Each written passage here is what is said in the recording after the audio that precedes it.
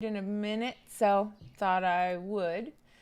I'm working on a song. This song has been around for half a year, and I've been wanting to make a new EP with this song on it. It's called How Do You Sleep? And I was finally feeling ready to work on it. So I've already bounced down stems and have put it into... Oh, hold on just a second. Let me see if I am actually good. Okay, great. Yay. Okay, so yes, I've already bounced it down to stems where, the arranging session that I had was very messy. I mean, as it should be. And so this is a much neater kind of setup when I'm actually getting set up for mixing. I'm trying to do that more, where I have my arranging session and then I have my mixing session, and they are two separate project files entirely. And I just find that that helps me focus more on finer detail in the mixing. And I get to do some pretty creative things with mixing too, which, is great. It's always great. Okay, well, let me play this from the beginning. And so last minute, I wanted to add tuba because I'm a tuba player and I'm really wanting to get back into it and just play more. So I wanted to add tuba to like everything on this EP, but let me mute it for now because it's not mixed, and that's like the point of this session is I want to get the tuba mixed in there. So let's just play it from the top.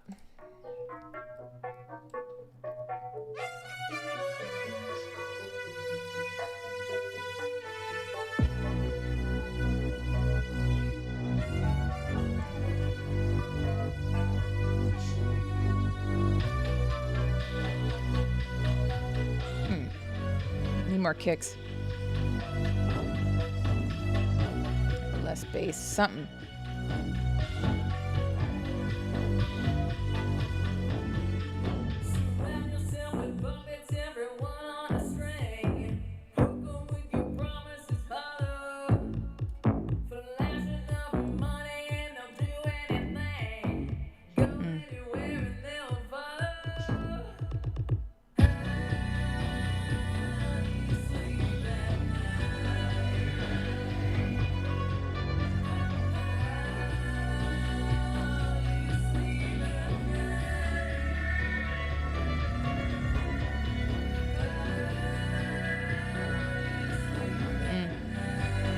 Echo's too loud.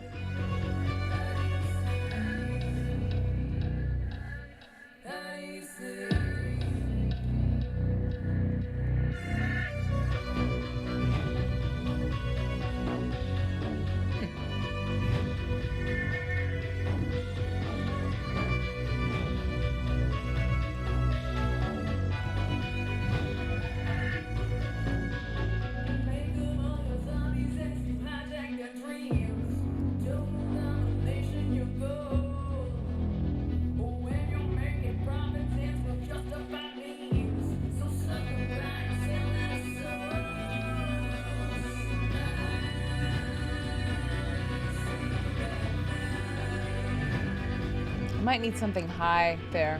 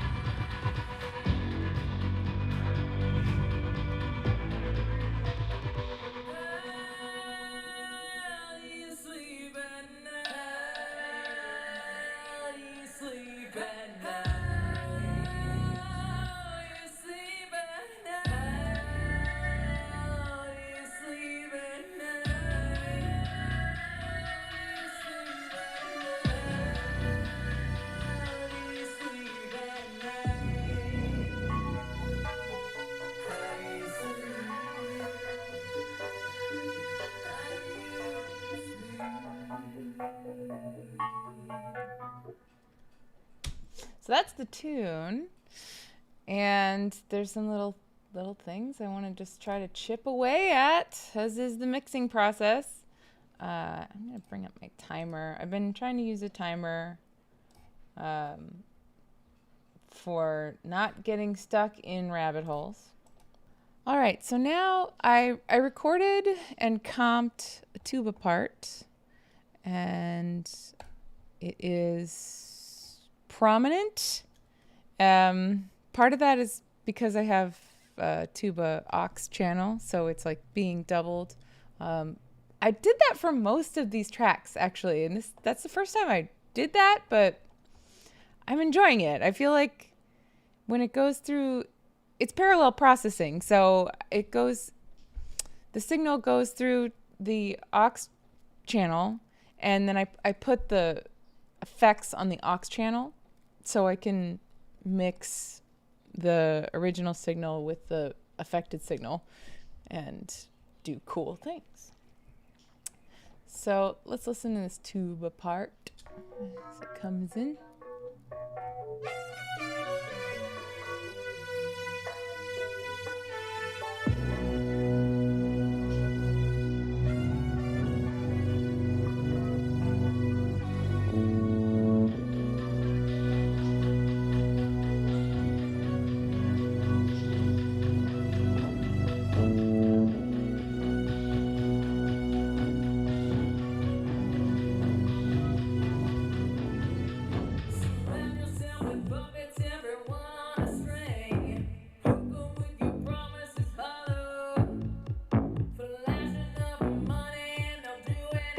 So first of all, maybe the thing to do is a little bit of automation. Let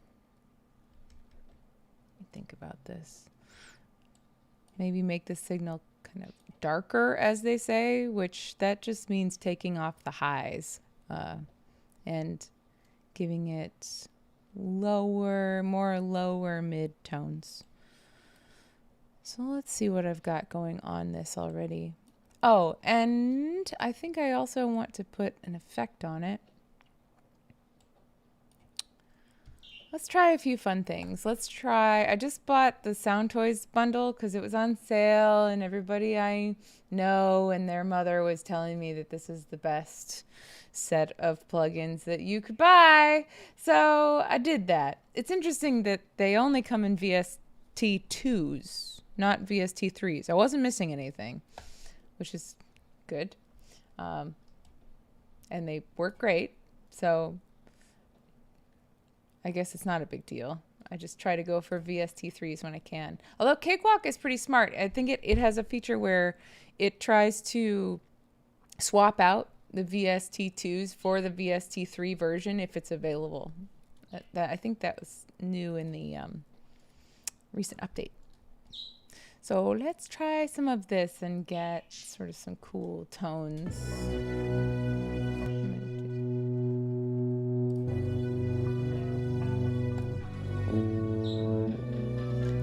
These are fun because I haven't played with this a whole lot. But what it does is, the formant is a harmonic, and it bumps up certain harmonics for a certain sound and magics it up. So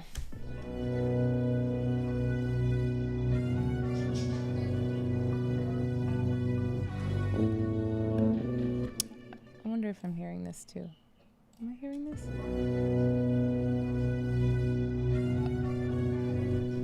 Oh, that's cool. Ooh. Oh, I love that. It makes a chord out of it.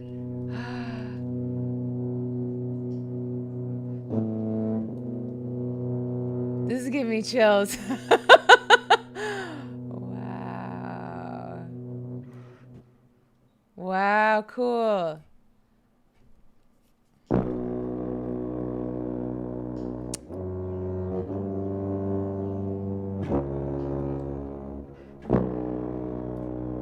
Huh.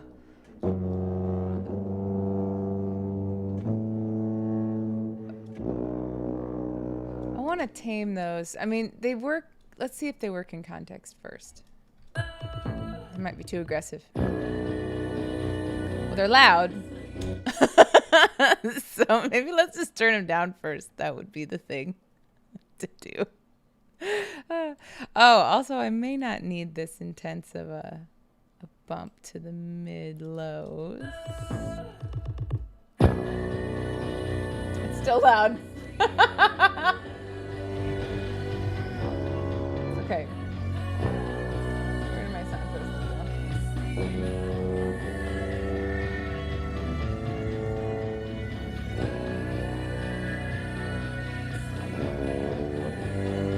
What happens if I make it all the way wet?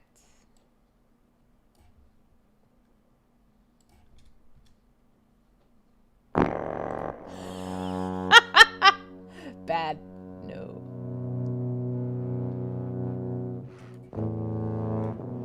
That is so cool. So it's adding a lower pitch. It's pitching it down by 5, and then it's bumping up a formant, which is, so it's making these chords, and I'm just playing one note. This is really exciting. Wow. Okay, I gotta calm down these peaks so that they're not so aggressive. How do I want to do that? I think I'm just gonna do it with the clip gain control. And that's over here.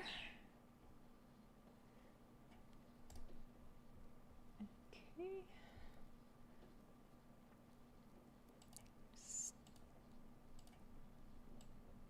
Smoosh him down a little.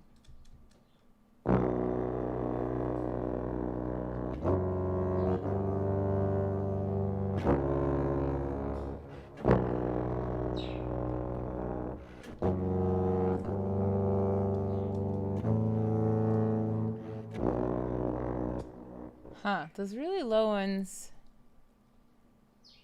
Maybe I'll just bring the volume down all together on those. See if that helps. I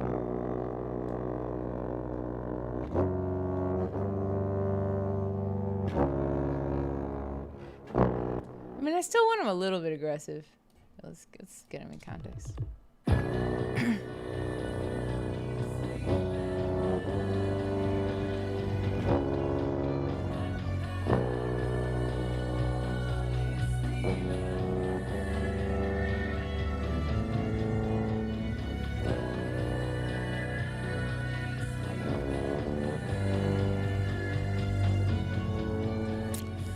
They still kind of sound like I'm playing along with the track, which I am, but I want them to feel more integrated. Let me make sure if I already put on the console. No, I haven't put on the console emulator yet, so I'm going to do that first. I've got everything on S-type consoles. It's a solid-state console emulator. So put that on everything. That's just one little step I can do to make things sound a bit more integrated. So what it's doing is it's adding kind of chaos, a little bit of chaos to the signal, just the way it would as if it were going through analog machinery.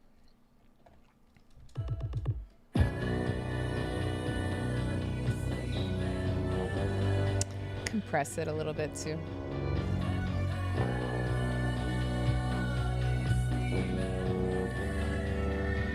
I wonder if I have a more flavorful compressor.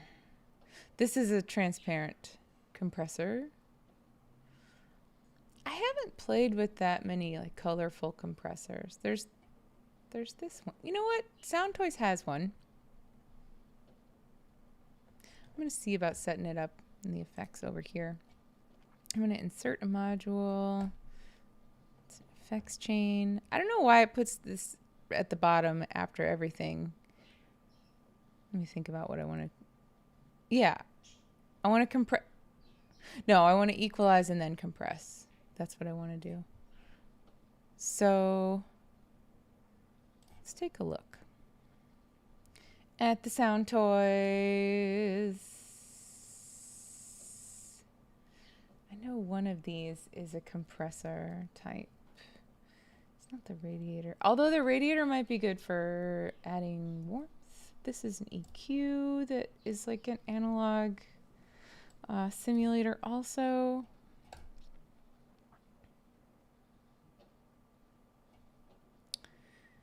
Their presets are fun. I love a good preset. Let's try this.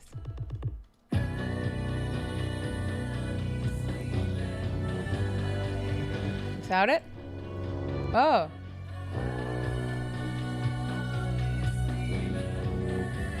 Wow.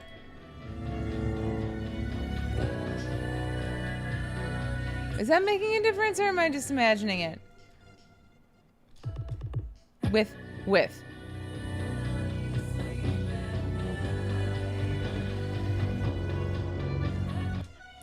Without.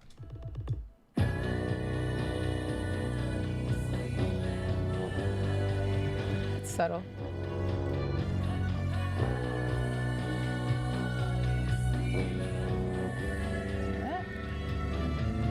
Hey, Andre! Nice to see ya. Thank you. Yes, solid state logic console. Yeah, otherwise known as the glue. Yeah. So it's pretty cool that that just comes with Cakewalk. How are you doing, Andre? I hope you are well. I am working on this song called How Do You Sleep? And it's one that I've had in my back pocket wanting to work on a long time. I finally got it set up and bounced down into stems and a mixing session. But during the session, I thought, wouldn't this be great if I had tuba on this song? And so I decided to record some tuba. And now I'm trying to make it not sound like it's like karaoke tuba over the track. And I am trying to massage it into the mix. So wish me luck.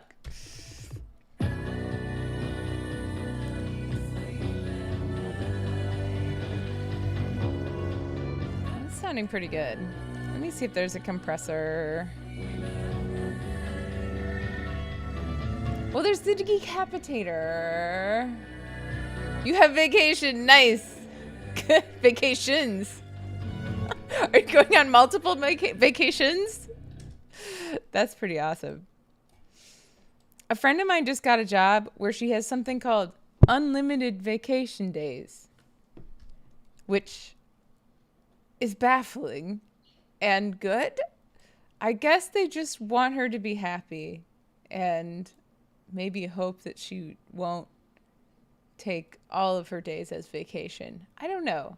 I feel like you need vacation and you need work. You need work and you need vacation. I'm trying to figure out that balance myself. Okay, so Decapitator is like a very famous plugin that I have not played with a whole lot. But it is a compressor, an intense one. And let's see what it can do. Reamping. Wonder what reamping. What are you talking about? Your English is great. What is your first language, Andre? I guarantee I can't speak it, whatever your first language is, because English is all I do.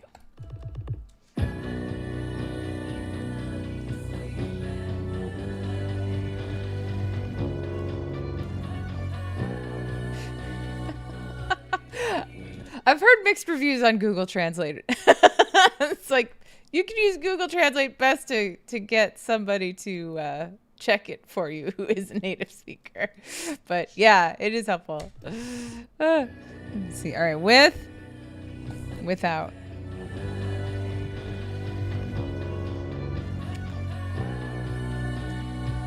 Some of these things are subtle. Okay, I'm gonna just truly solo this so I can actually hear what's happening.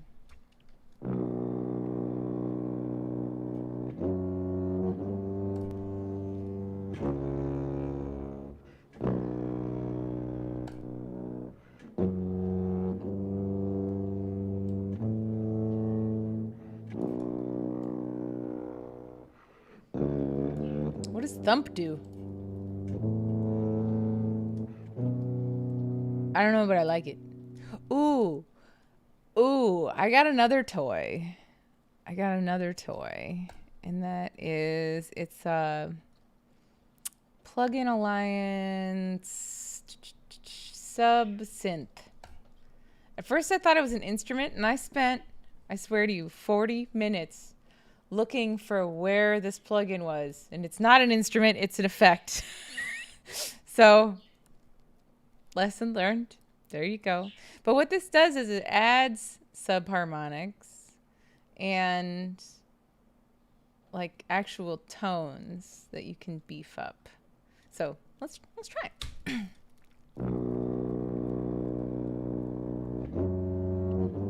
gonna add more in here.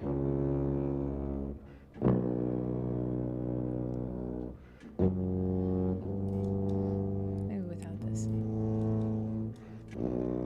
Oh, it sounds better with the decapitator, doesn't it? Wow.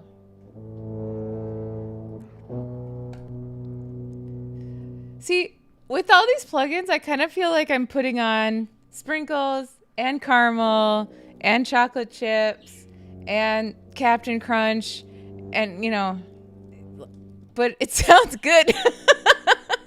So, going with it. Hi, Jeremiah. Welcome. How you doing?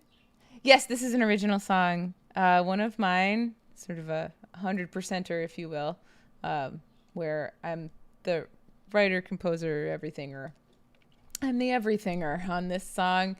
And I've been sort of sitting on it for a long time. And this week I wanted to get it done. So I've finally bounced it down to stems where now I am mixing it and playing with the SoundToys that I bought. And trying to integrate this tuba track that I just sort of on a whim, not really on a whim. I wanted to add tuba because I'm a tuba player, and I want tuba to kind of be like my signature thing because I've been playing it since 4th grade, and I like the idea of tuba being in like rock and pop tracks. It's such a majestic instrument, and we don't think about like how also cool it can sound. And like bass is cool.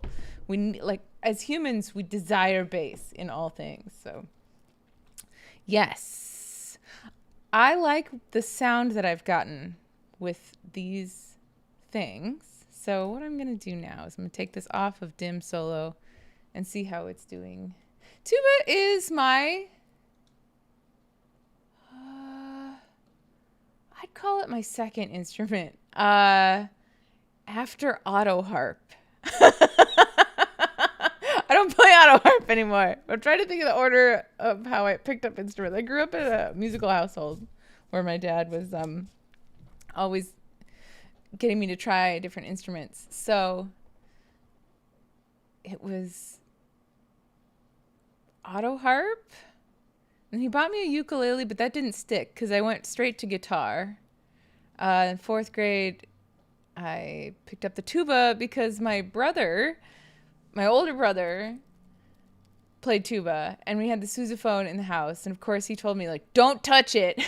So that was the first and only thing I wanted to play when it came time for like band tryouts in 4th grade. German. Andre, you speak German. I don't. I don't speak German. Okay, so far, the tuba is really overtaking the sound, and I kind of want it to just be... It's easy for me to lose perspective because I love the sound so much that it's easy for it to get overwhelming. So I'm going to do my thing where I push it until it's wrong and then I back it up. So I'm going to decide if it's wrong right now and maybe back it up. Let's see.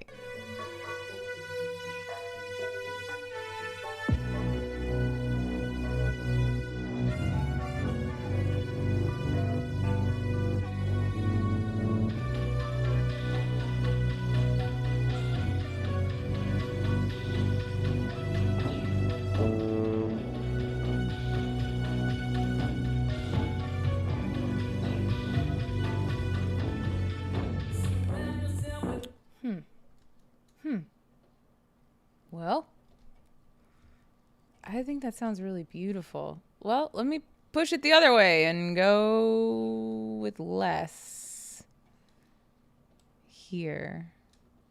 Still got it coming through the aux.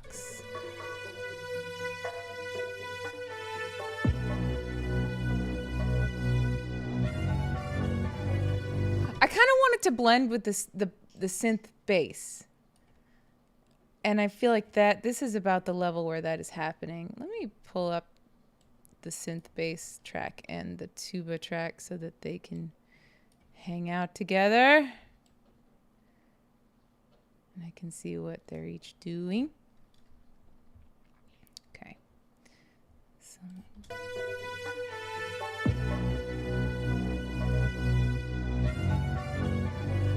I could put sidechain compression on the tuba. I could. It would be sort of a thing to set up. So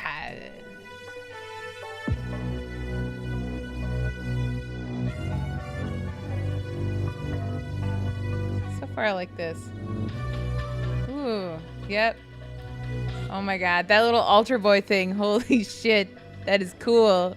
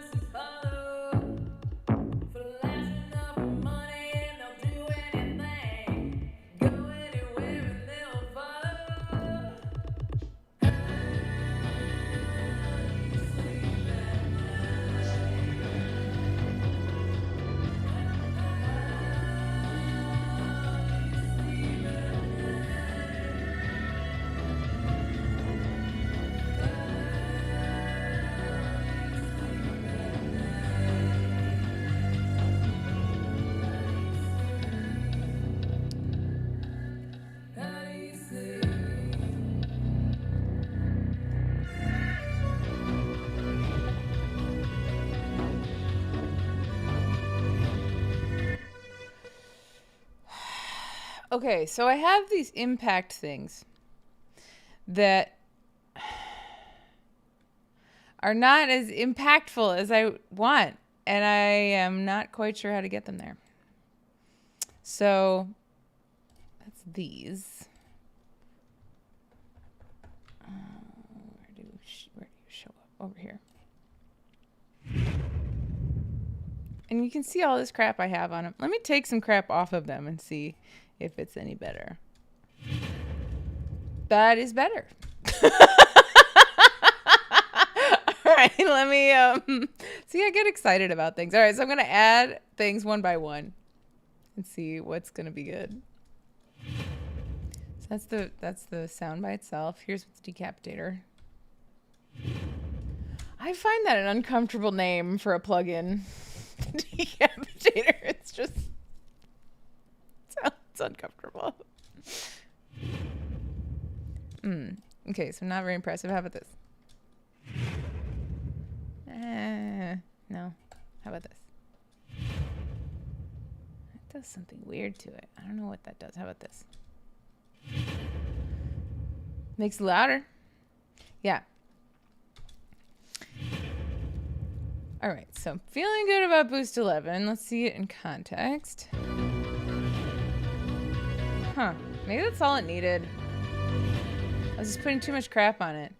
Some things can sort of, from what I understand, like the sound can get masked, meaning just the frequencies overlap and then phase each other out into nothingness.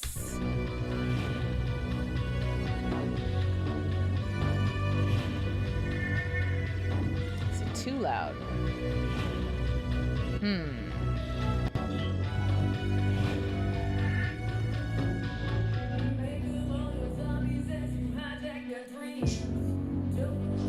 Synth is a little too loud there.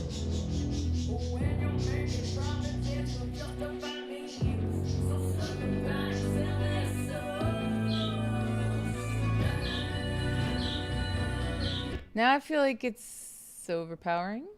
So I could bring it down in the aux. That should help it. Kind of wish there was an option to further squish the console tracks. That would be kind of cool. Maybe there is and I just don't know about it. Okay, so let me bring this down first of all. Just bring it back to me. Yeah, now that it's got boost 11 on it, it comes much more clearly. Boost 11 is really cool. It's, if you don't already know about it, it's comes with Cakewalk, and it's a compressor that's just a really really intense compressor limiter. So you can have things as loud as they will go without hitting the red. And I find that it doesn't sound too distorted when I use it.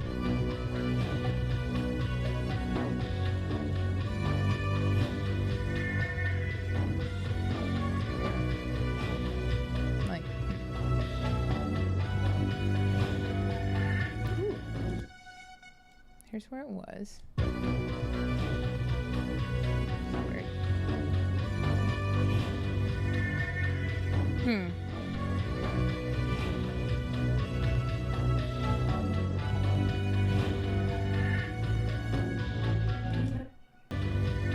I kind of want to like put it more off to the sides.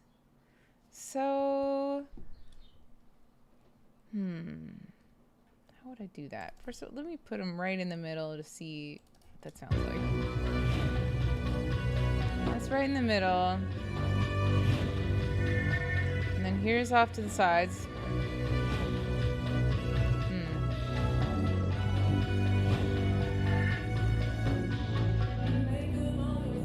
I like that. I think that's good. All right, let's get the context. What else was I noticing?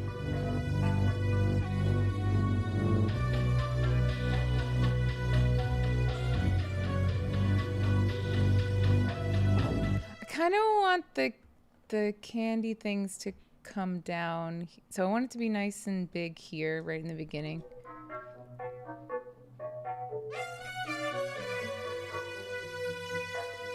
Doesn't that sound cool? This sound was a really wonderful preset that I found for Vital synth, which is free, and then I ran it through the SoundToys tremolator, so it's sounding really cool.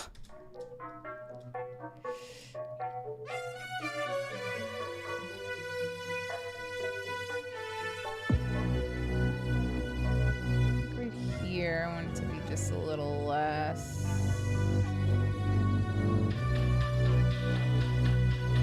Yeah.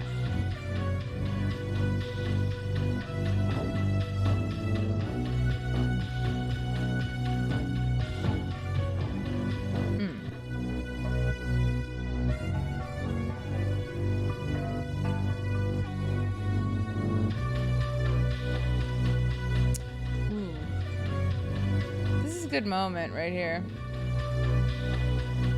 The tuba. Might be enough though. I think that's enough.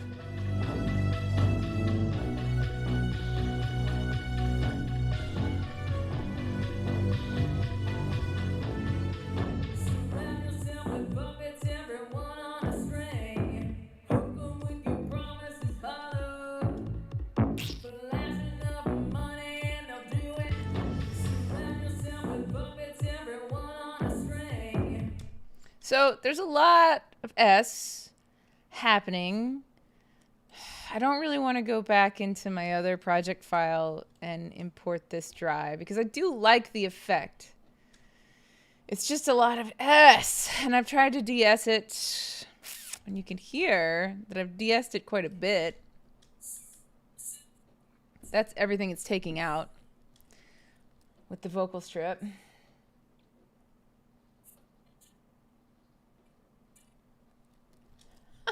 Jeremiah, that sounds amazing. 10, 15 years ago, this dude with a tuba and a keyboard or something. opened up for Buckethead in Portland, Maine. It was very experimental techno-ish, but awesome. I bet it was. I bet it was mind-blowing. I've thought about doing things like that. Like if I had a live setup rig, that would be very interesting. I'd have my tuba, and then I'd like to figure out how to use a looper. Like I technically have a looper. I have this like Grand Canyon guitar pedal that I could set up with various things, but it'd be nice to have like one of those like Boss tabletop type loopy loopers. And then I've got my like telephone microphone that would be really rad to sing into.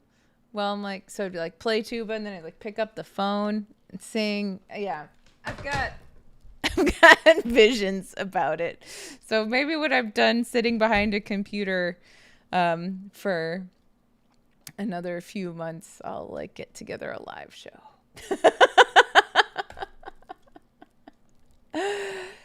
Yeah, you would think you're talking about this track, you wouldn't know it's a tuba. Yeah, I think that's okay.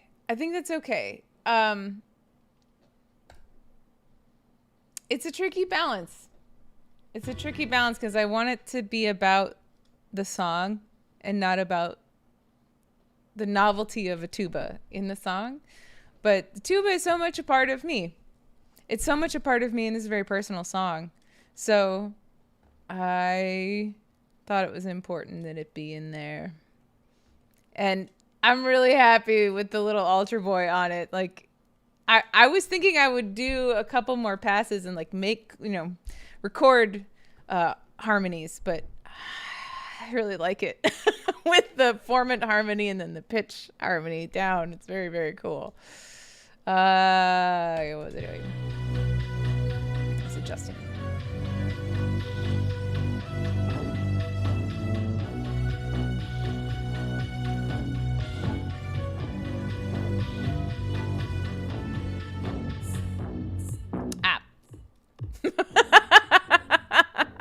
Gotta go back to take that off.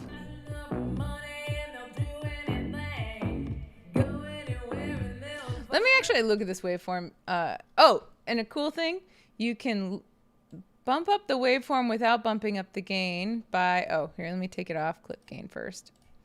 By going over here and just raising and lowering it on the side there. And that doesn't change the actual gain of the clip.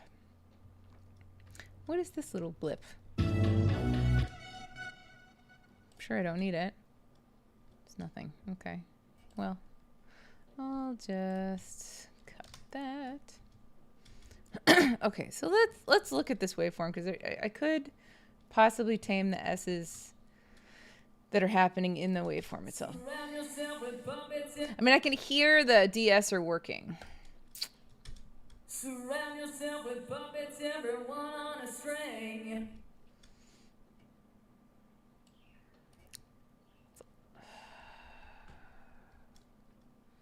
That's probably what this little spike is. So get back to clip gain. And just try to surround yourself with puppets, everyone on a string. Hook 'em with your promises, hollow. Flashing up money and they'll do anything. Go anywhere and they'll follow. Surround yourself with puppets, everyone on a string. Hook 'em with your promises, hollow. Surround yourself with puppets, everyone. I think that's better. Let's hear it. Surround yourself with puppets, everyone on a string. Hook 'em with your promises, hollow. Promises sort of gets lost. With puppets, everyone on a string. Hook 'em with your what have I done here? Maybe it was too much. P, those plosives. Oh, that's promises hollow. Let me bump that.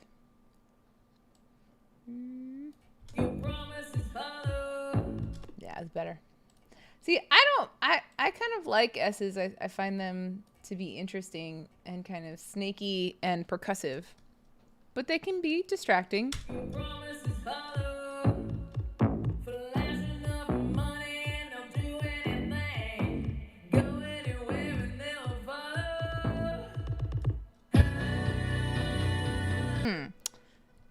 There's the doinky bass in there is doing a cool thing. Oh, that's the impacts. Where's my bass? That's right. I put it up here with the tuba.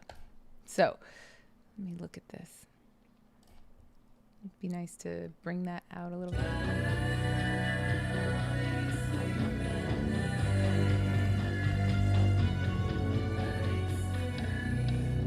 Back it up. Bag it up, bag it up. If you hit Alt and scroll wheel, that zooms it out, and Control and scroll wheel is back and forth.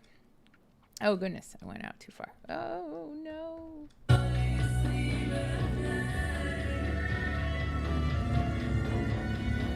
Boom, boom, boom. Yeah. That.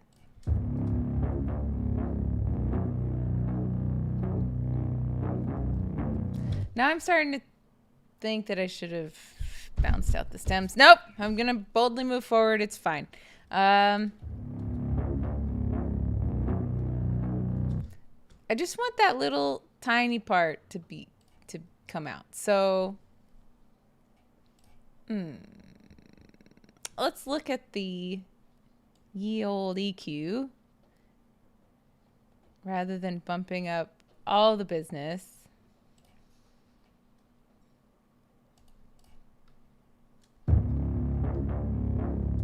What are those? Meow, meow, meow, meow.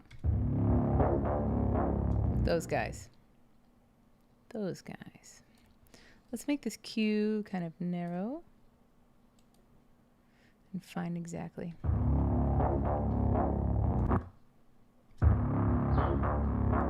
I want them bitey. Bitey, bitey. Maybe it's the high mid, really. Narrow the Q. You know, I don't know what Q stands for. Oh, I went the opposite way. If you know what Q stands for, shout it out. Ooh, the Great Whackin' Heavy Metal Festival. It's opened by the local traditional brass band every year. Because it's heavy metal. I love them.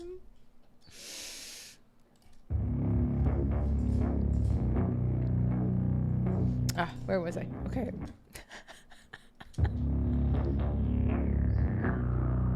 No. I think right there.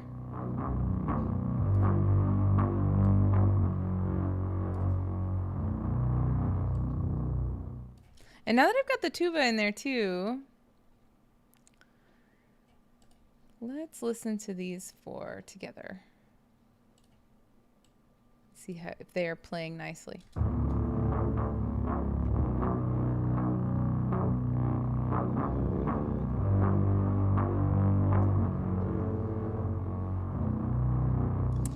All right, I've got an interesting line happening here. So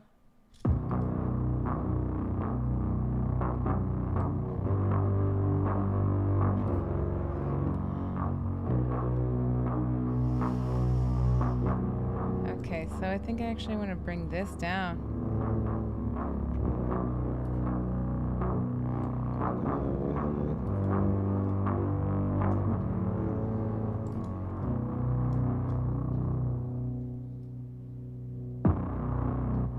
I mean, I still like the big, dirty, kind of nasty synth Reese bass. I still want that.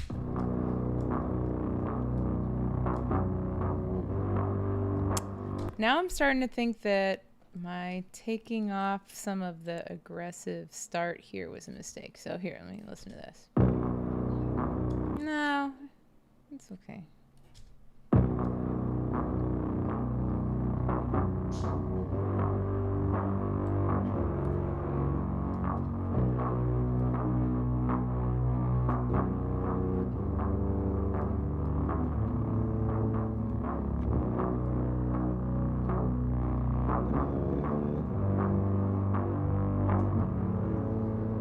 Love that. That's cool. So some of these, look at the waveforms.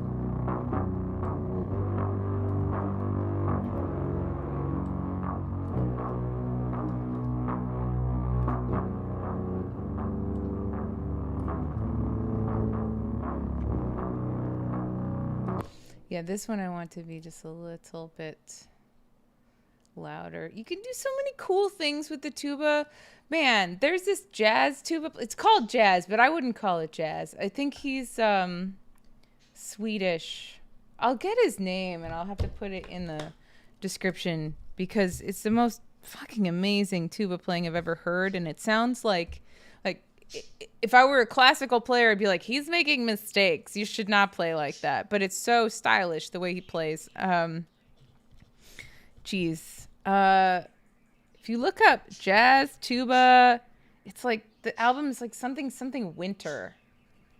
And it's just like, it's totally enrapturing. I've never heard anything like it. And as a tuba player, just like, it makes me want to cry almost. Like, it's so beautiful and different. I'll put that in the description when I find out. You think Q stands for quality? It might. It might.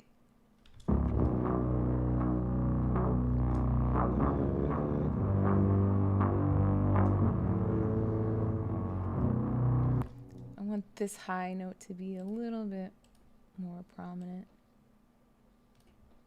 Then we get that chord with the Reese. I think the reason I love Reese bass so much is that it kind of has a tuba-like quality. And I want this attack a little bit more. More.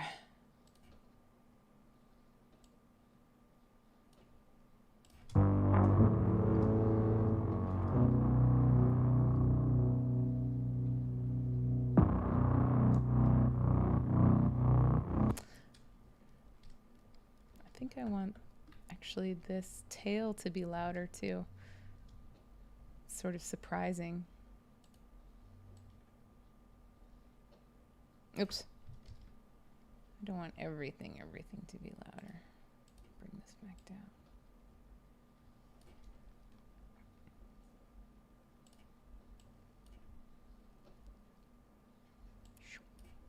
See how that is.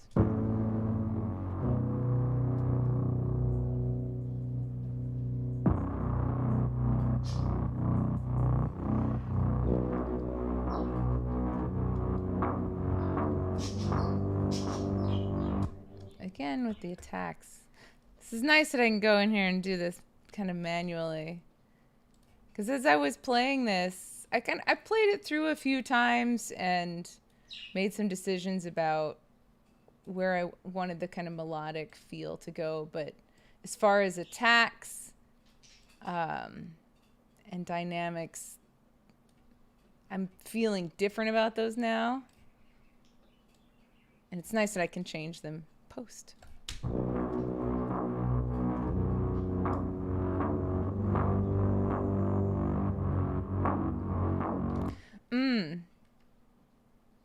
This needs to hop out because it needs to get out right there.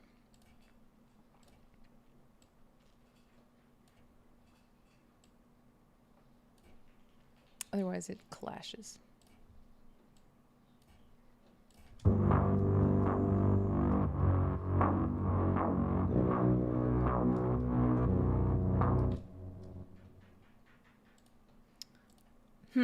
I don't know if it's the formants clashing or the pitch clashing, but it's okay.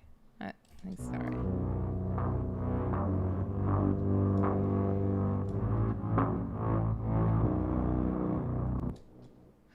Though that makes me wonder.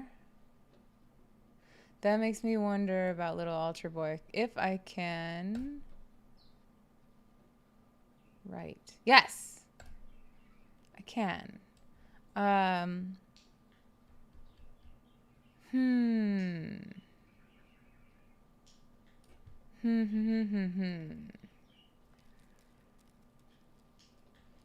So let's see, what time is that? Let's see, 6, 7, 8. It's like at 10:30. Okay.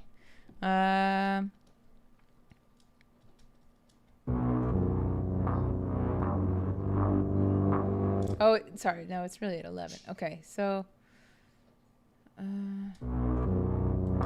that note. What if I just totally pull this out?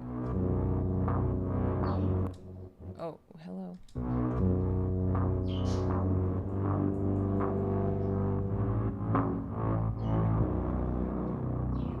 Oh, yeah, that helps. I might do it again. Yeah, so I can pull out the extras that make it too much. Loses certain something though. Maybe I won't pull it out entirely.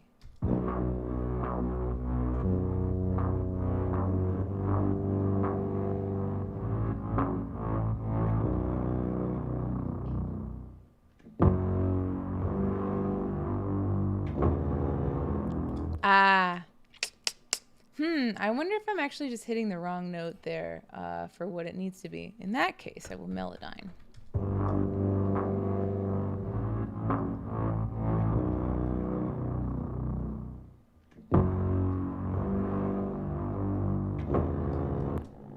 Yeah.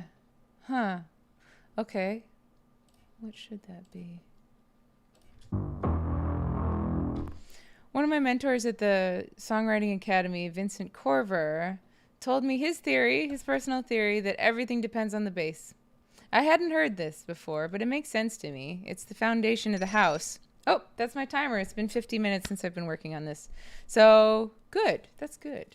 Actually going to take this moment, take these off, and listen to it through my speakers. And see how that is. Let me put like a little marker where I was. Check note. Tuba. And we're going to back out of our microcosm and listen to it from the top.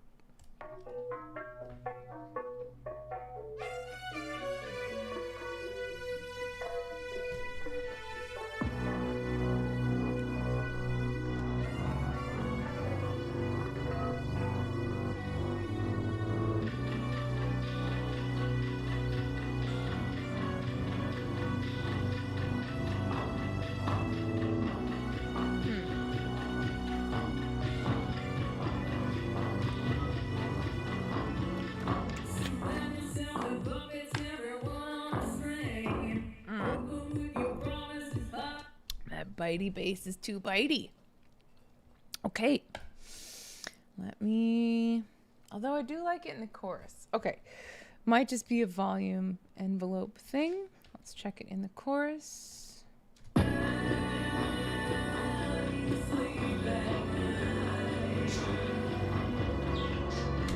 be an overall volume thing. I think now that I've got the tuba in there and it's really taking up a lot of that work, it's doing the heavy lifting at the bottom, I don't need quite as much happening with the synth bass.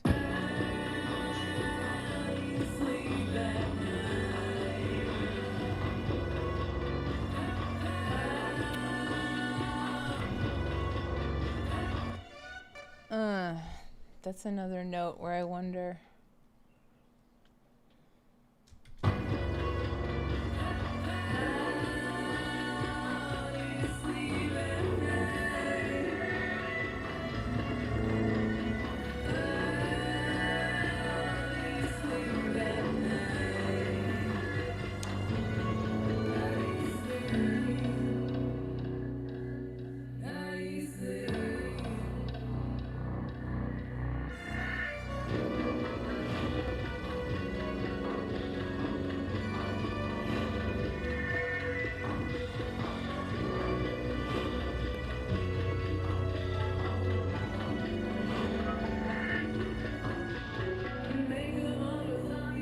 Okay, yeah, I do think it's an overall bass level thing, but let's...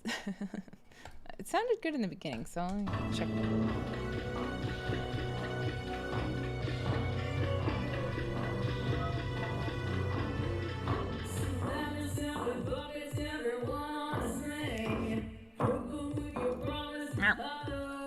A little too much.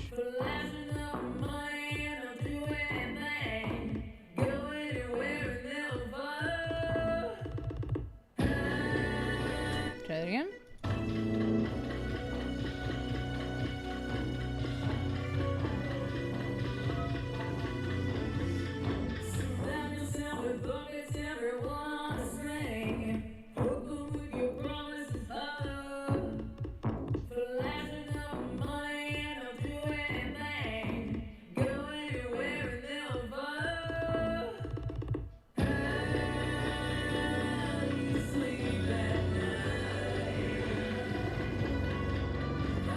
All right, let's check this note.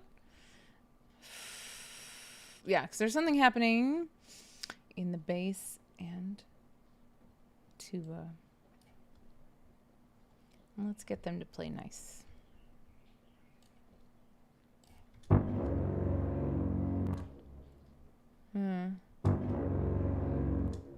What should it be?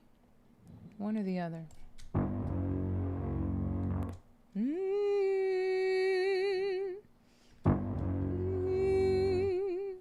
Tuba's going exclusive solo over here.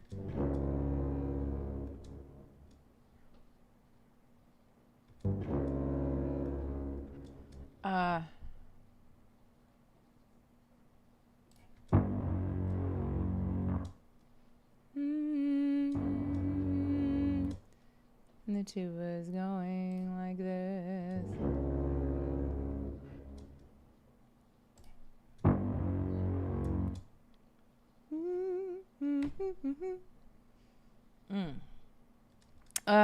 Okay. Let me turn off the little altar boy aux so I can actually hear what's happening. And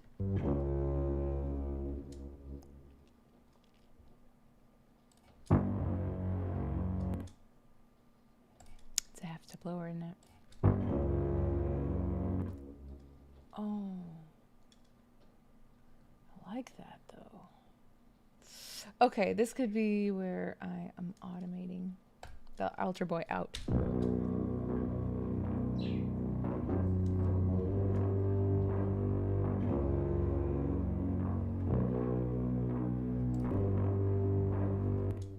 That's another spot where it's a little funny.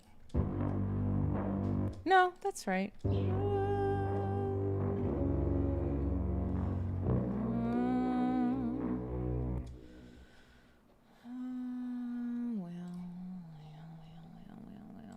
Okay. It won't hurt anything to Melodyne and see what sounds better. Why doesn't this want to get me over to the clips?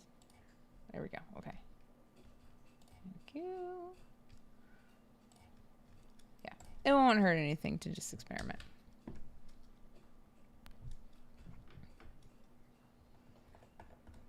Where's your tubas? Hello? Oh, there they are.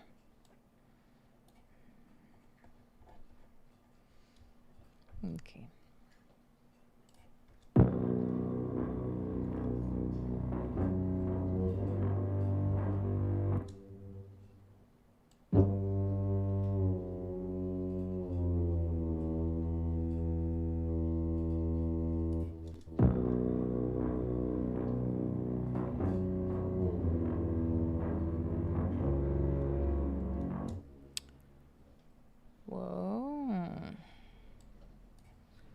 I should make a tuba like digital instrument somehow.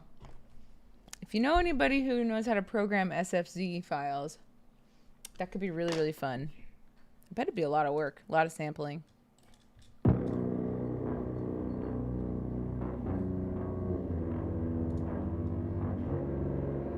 It sort of changes the feel.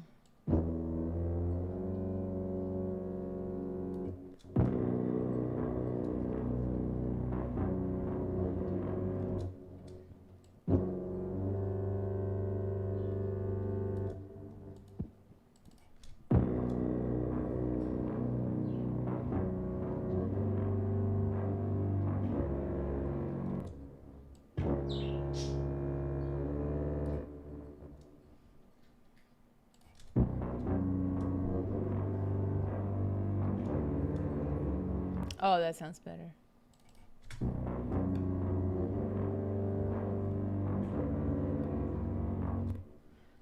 Yeah. Yeah.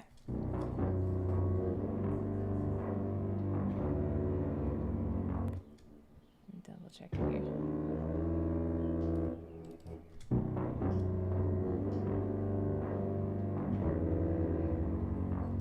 That's interesting. Let's hear it with everything.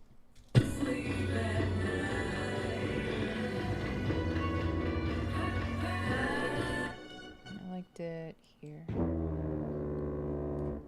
I think.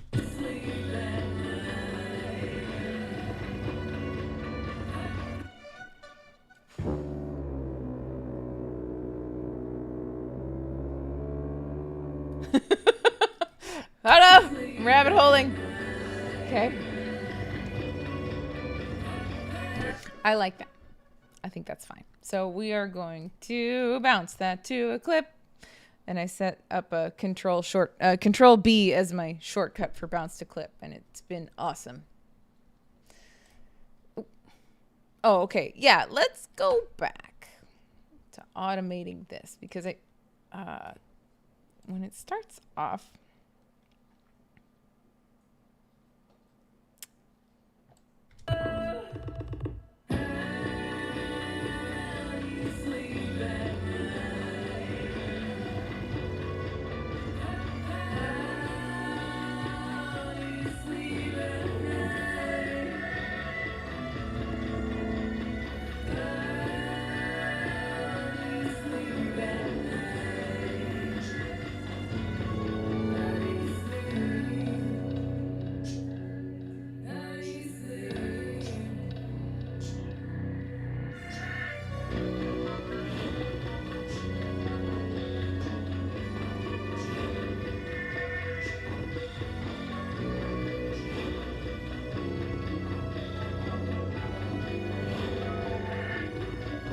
I think this is working.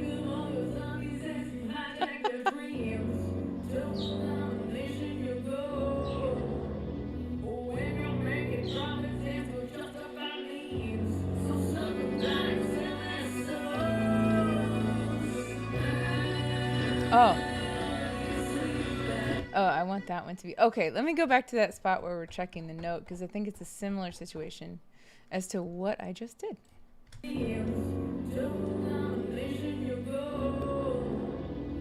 Yes.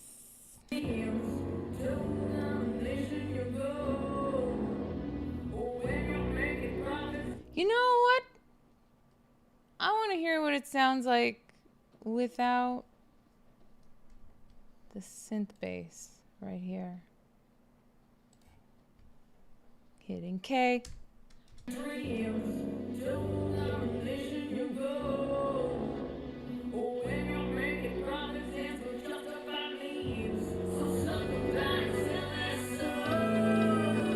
Yes. Wow.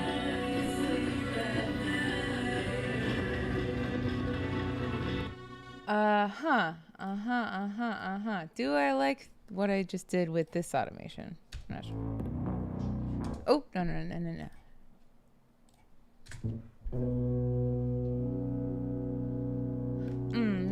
I want everybody right there.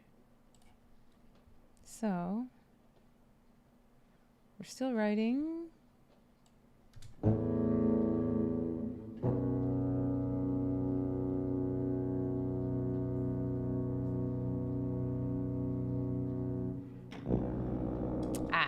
It's this note, the harmonics are not pretty. Okay. So we're going to bring it down.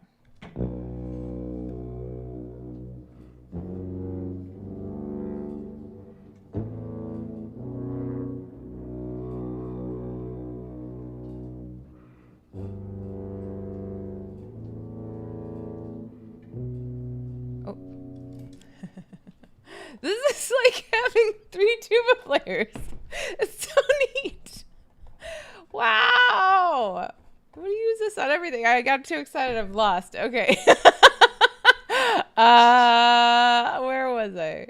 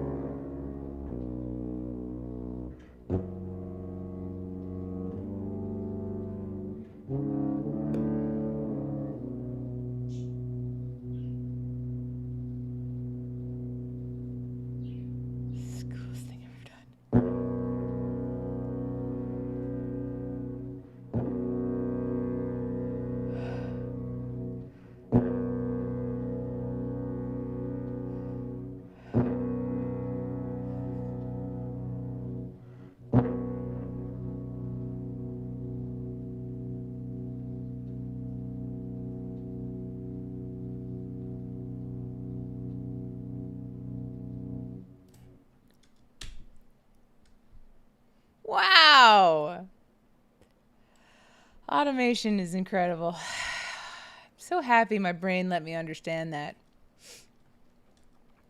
I still can't believe that, like, with my first EP,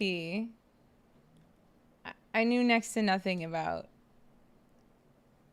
any of the things that I know now, but I just wanted to make the music so badly. And I wanted it to come out how I heard it in my head, that I just kind of forced it into happening. And I'm glad I have some more graceful tools now. All right, so let me... All right.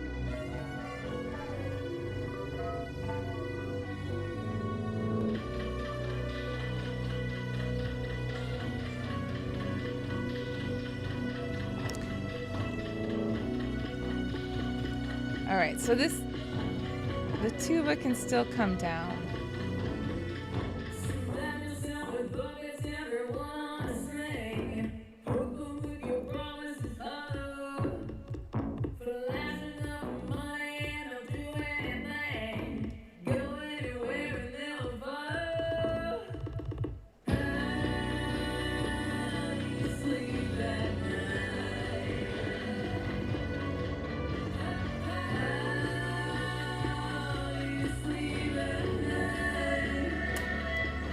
Whoa!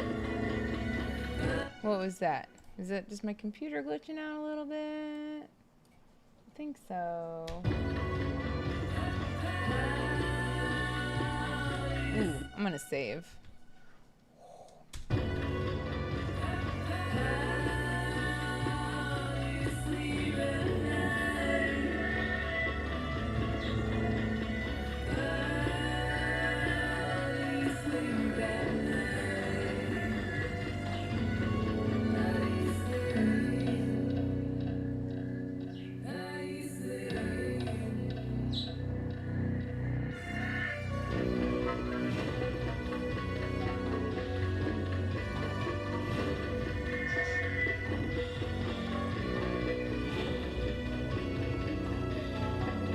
How much can I pull it back to where I really miss it, is what I want to ask myself.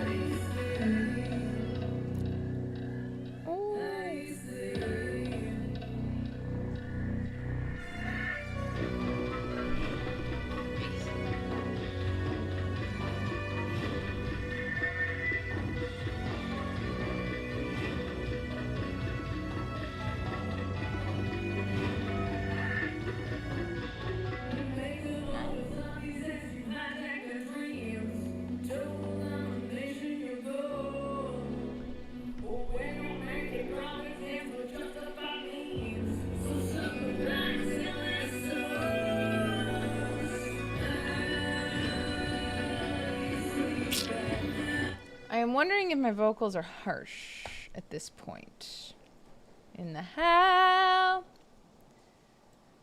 I kind of think they are, and part of that has to do with the echo. I have a telephone effect on the echo, which I could automate. I have it set up as a send.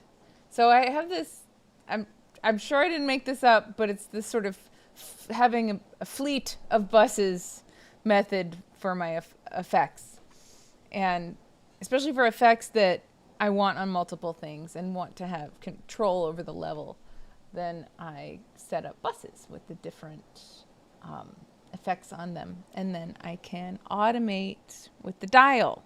It's really nice. So, like, for example, I have this crystal effect, which is a sound toy. I'll show you. It's kind of it's a weird, it makes everything very pretty. It's kind of a delay. It's kind of they call it a granular echo synthesizer. Anyway, it's very pretty. So I have on several things, including the guitar and a bit on the tuba. So I've set the level here. And But yeah, and then I have this telephone bus where you can see most of telephone effect is EQ. You don't need a plugin for a telephone effect. It's basically just EQ and getting those like mid highs only, because that's what telephone engineers back in the day wanted to have the sounds come across as clearly as possible, to be as clearly understood as possible. And in that range, that's when we best understand human voice. So it's an EQ thing, not a plugin thing. Andre, that's so nice. It looks like you've been producing music for decades, only recently with the DAW. How did you do it before? That's very observant. I have been producing music for decades. Thank you. Yes. Let's see. In junior high and high school, I produced music with guitar and voice. I played a lot of guitar and wrote songs. And then in college, I started to be in like little bands. I had a little klezmer band that I was in called the Flying Tchotchkes. And we had some sheet music that we played off of, but I ended up kind of like often writing the bass parts, the tuba parts for that band. And so I got interested in how, I think it was like a 4-piece. There was a clarinet, accordion, drummer, tuba player. Yeah, it was a 4-piece. Gosh, what a nice little combo that was. And so that's where I got interested in arranging and kind of getting the interplay. But I've been in band, like high school and college band forever, band kids, where you learn about like, okay, dynamics, and you don't just play as loud as possible all the time. You make room for each other in the arrangement. So, and then for 10 years, I was with the Duke of Yukona's Novelty Orchestra. I did a lot of horn arranging, a lot of vocal arranging, like choral parts, with my fellow members of that. And they're all phenomenal musicians. So we all kind of like bounced off each other and learned a ton. And very self-produced that way. So that's how I've been producing music without a DAW. So yes, loving and making and hearing a lot of music throughout all my life. Yeah. Jeremiah, just a budding producer myself, but in my humble opinion, maybe bring the Vox more up front. I agree. Yes, that's right. I was dealing with harshness. That's bringing me back to where I was.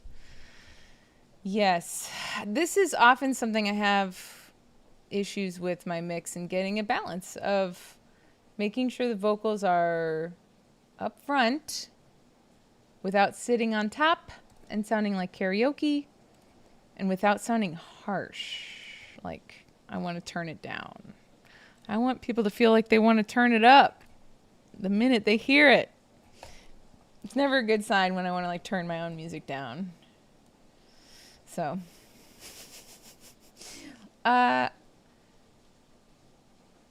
let's see. How do I want to go about this? Let me try fitting the tuba in a little bit more, wiggling it to where it needs it to be. I think I need to bring it down in general. So let me do that, and then we'll focus on voice and getting that dialed in.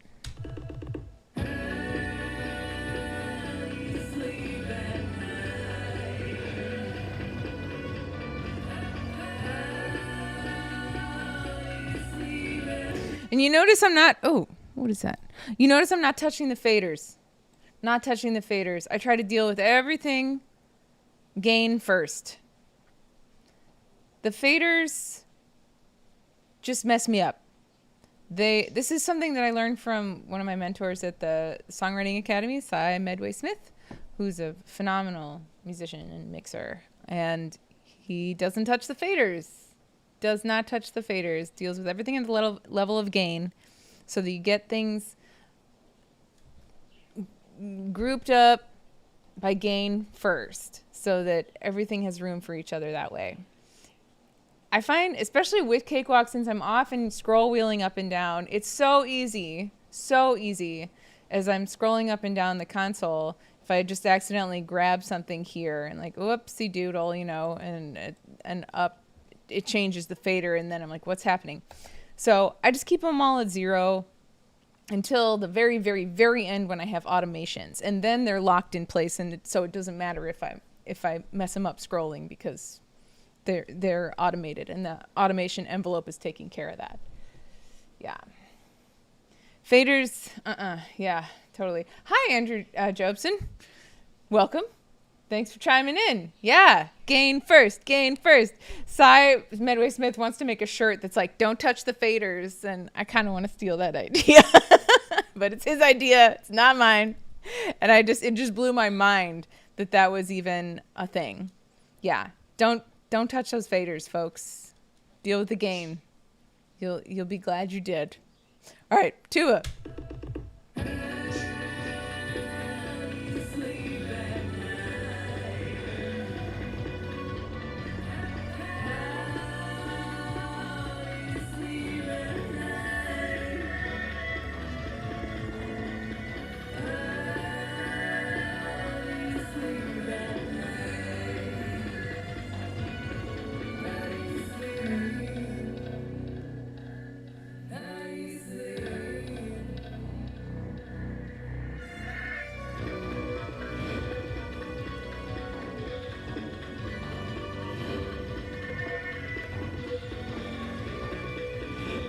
That swoosh, still a bit much.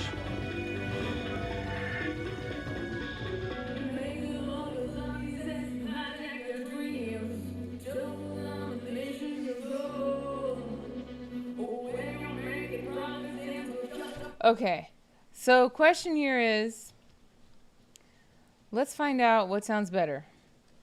Cutting the tuba in this part and leaving it the synth bass, or cutting the synth bass and leaving the tuba. So right now, this is the tuba with no synth bass.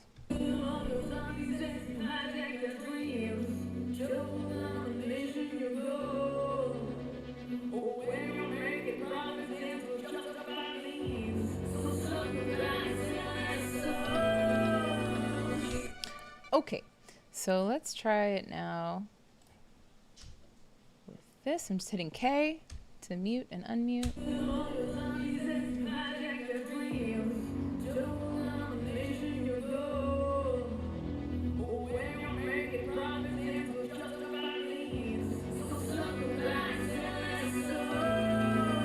It's kind of cool when the tuba comes back. We haven't really gotten a break from the tuba, which is good to be aware of too.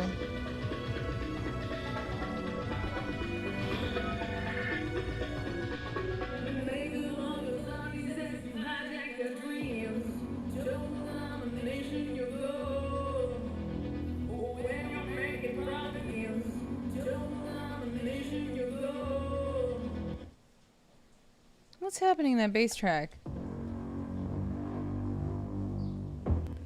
Oh, it sort of woo.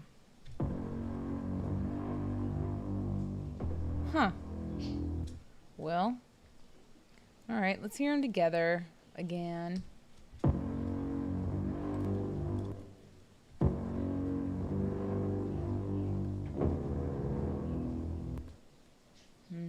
I like them together.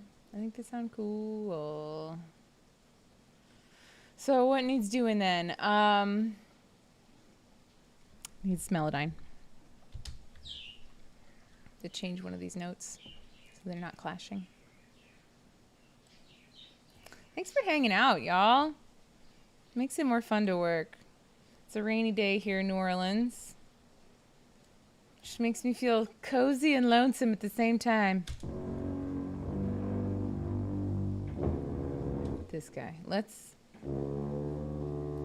bring him up a step.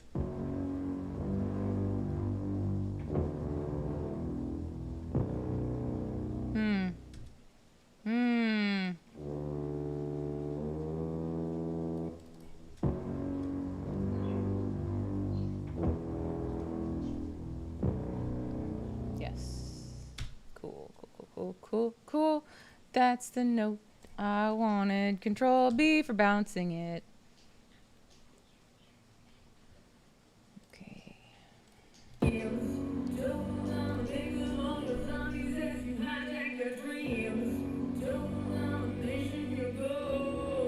There's a little funny like wiggle in this bass. It's sort of, it's distracting me. Let me figure out what's happening.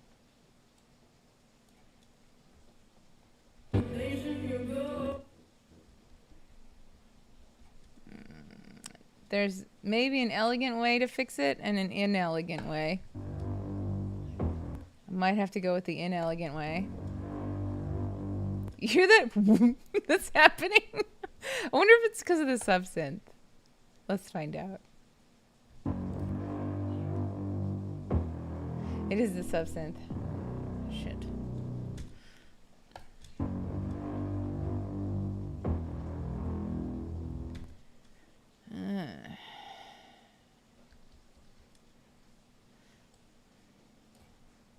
Yep. Maybe I don't need the subsynth.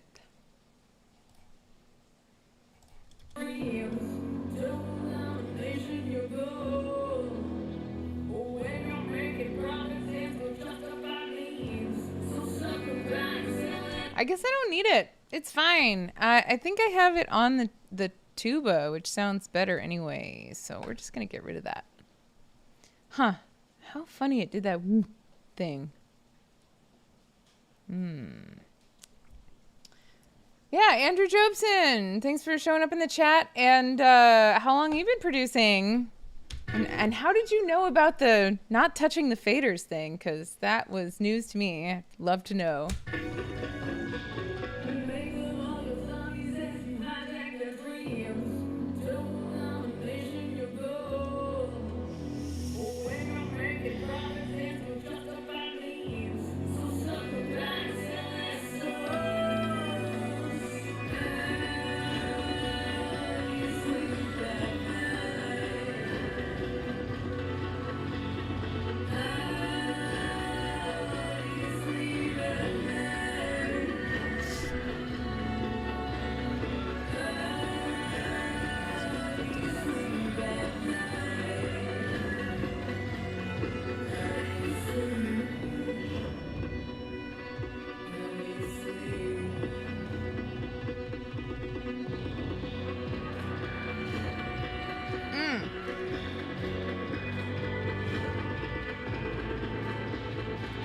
All right.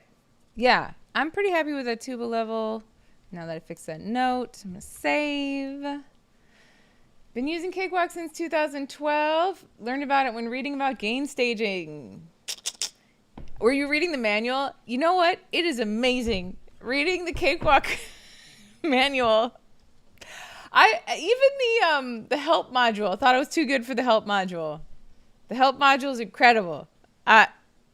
The things you could do with audio, like the shortcuts it gives you right there in the help module. It's like, read the help module when you've got an audio track selected, and you will be astounded.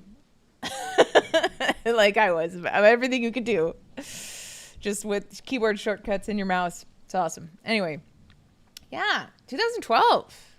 Cool. Was it still a paid program then, or was it bought by Bandlab at that point?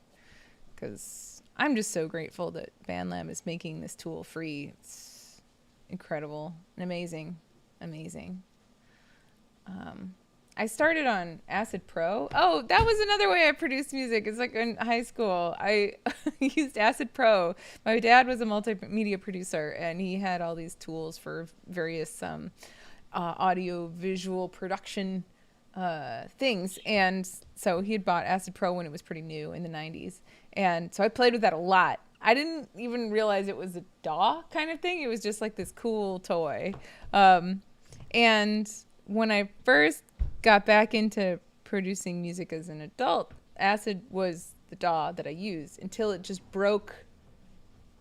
It broke in a way that I couldn't fix, and there's no help or support network for Acid Pro. If something goes wrong, you are just left high and dry, pretty much. So I was very sad, and I grabbed up everything that I'd done with it and bounced it out to waves so I could move over to a different DAW, and I went kicking and screaming over to Cakewalk. I'm like, it's free, it's fine, I'll learn it. Because I knew, at that point, I knew Acid Pro really well.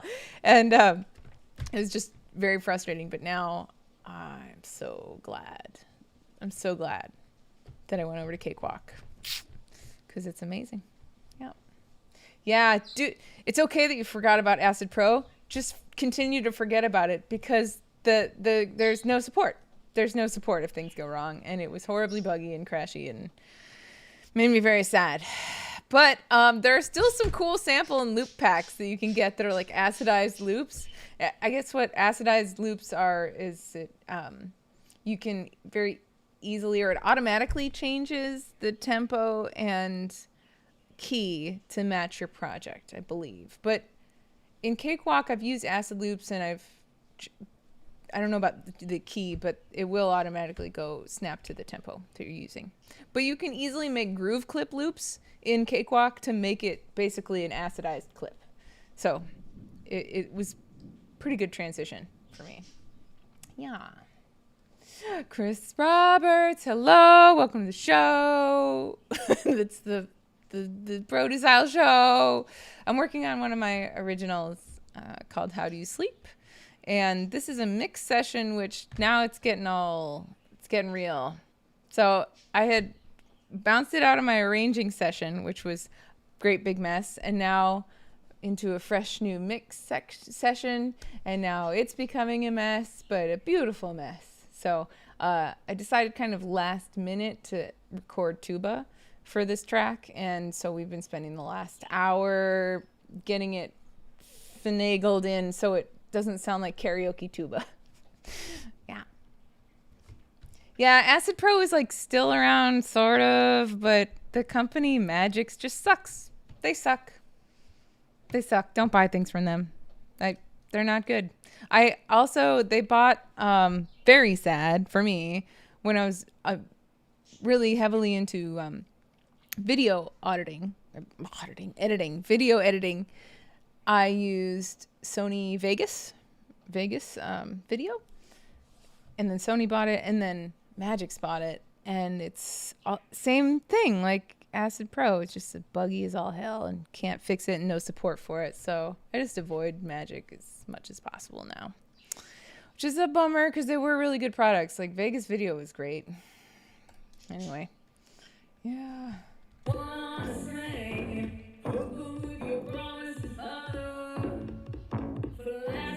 Okay, let's get into vocal mode now.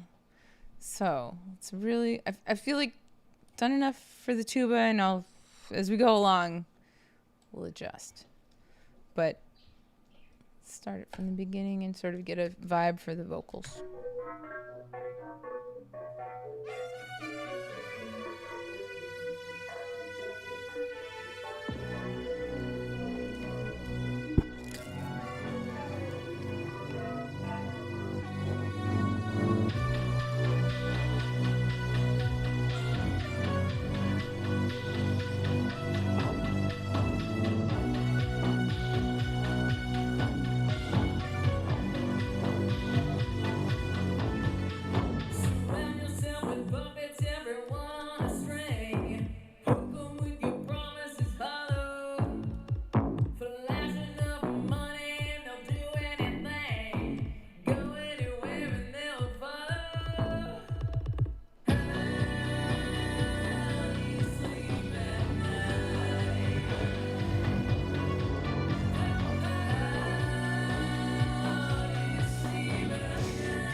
Jeremiah Peterson, way to go. Don't look back. No need to look back. Whoa, what just happened? Oh, I was like, did I just delete everything? No, just hit stop. Okay, so the S's, I can't decide if they're driving me crazy or not.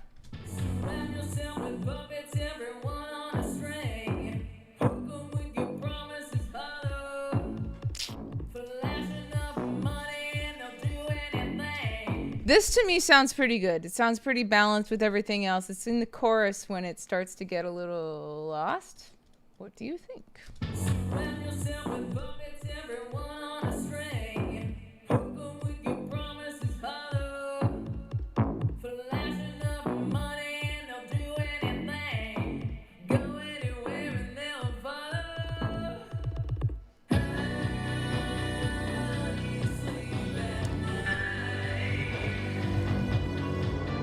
Sorry, it's startling. So what I just did there is I added a send to my telephone bus so I can control that a little bit. It might, if I add a little bit of telephone to the chorus, it will, in theory, make it poke out of the mix a bit more. So maybe I won't have telephone effect in there until the chorus. So let's try that.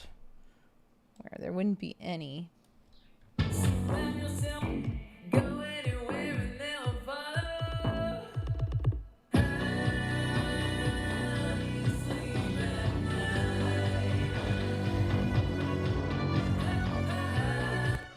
So that to me is sounding pretty good.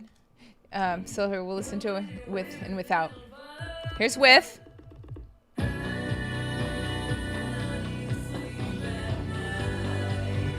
And here's without.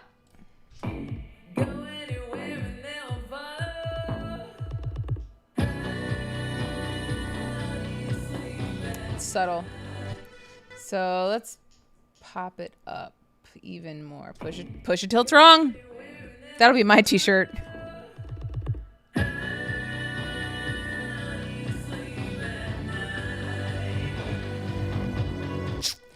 That starts to get into harshness.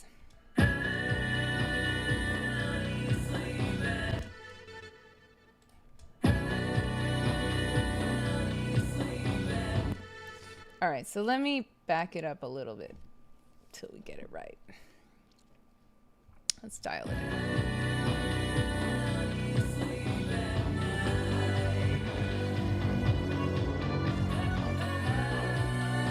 Oh, I need to turn it on.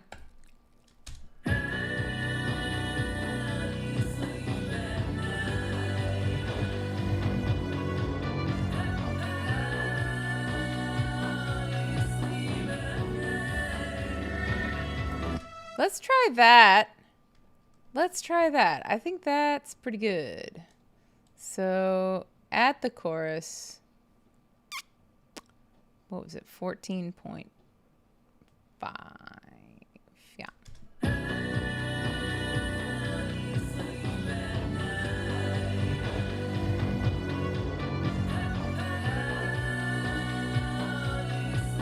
And I think I can deal with the harshness on the EQ with this track. We'll try it.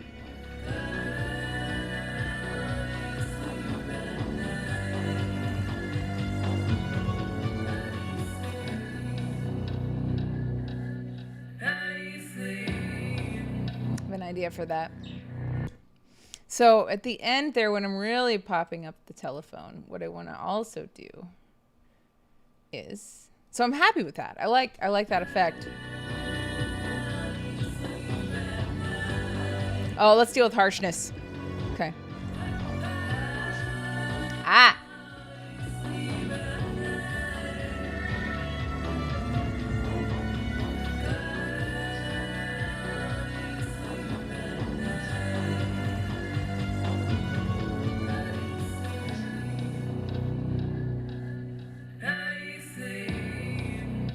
Right, so there, when I'm bumping up the telephone all the way in that last part of the chorus, and oh man, I really want my arranger track sections. These are all messed up, but I'll make some from. Please create section from markers. Thank you. They're not quite exact, but like this isn't all a pre. I think these are markers from a different project.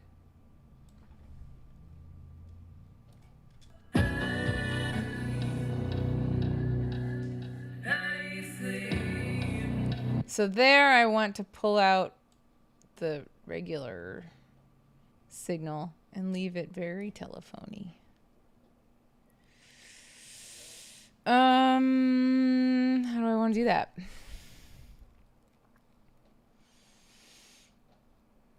Many ways to pet a cat. How do I want to do that? I might end up doing it with a fader. Let's see first if that sounds like how I want it to sound. I don't think it will. No, because then it's going to have... okay. It's gonna... Maybe I could...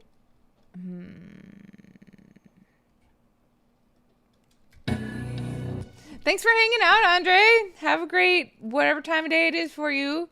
We'll see you. We'll see you again. Thanks for hanging out. Okay, let me see if this is wrong. Yeah, no, never mind. That needs to be back at 0.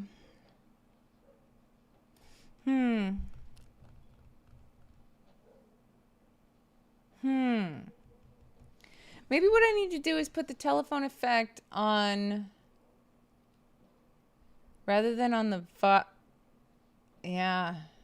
I think I need to put it on the original signal rather than on the auxiliary signal for what I'm wanting to do. Is that true? I think so. Yes. Okay. Chris Roberts. Yes. Quite a few folks and Cakewalkers use Wavelab Pro for mastering. Oh, I don't know about Wavelab Pro. I do not know. What is that? I'll have to look into that when I'm mastering. Okay, so this telephone on the auxiliary is not really what I want. So I'm going to put it on the original signal rather than on the auxiliary, or turn it off on the auxiliary.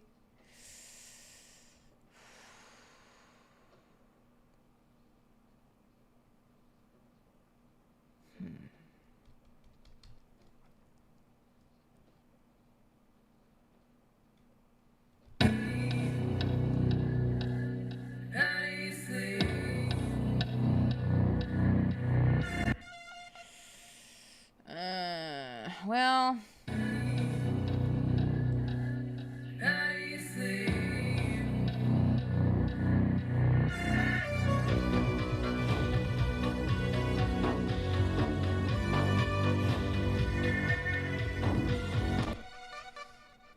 forget it. Forget it. I'm getting too complicated and down rabbit holes, and you know what? I don't want to. I want to get this done, and it doesn't have to be perfect. So, that's what I'm gonna say.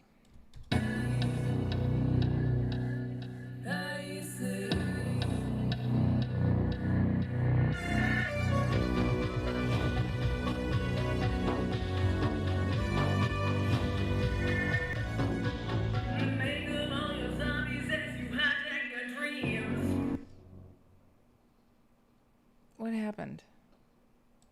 Do I still have the telephone in the other one? No. Why is it so loud all of a sudden? Whoa. What's the difference?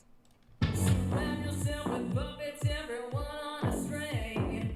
Hook with your promises hollow. Flashing up money and they'll do anything.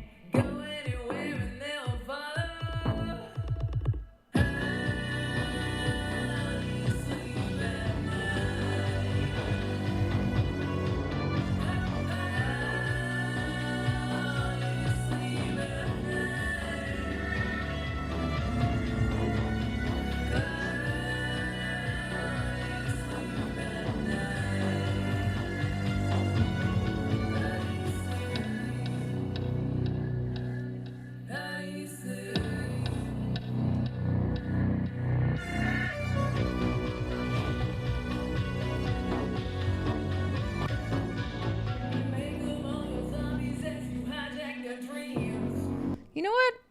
of like the flavor of the telephone sound a little bit.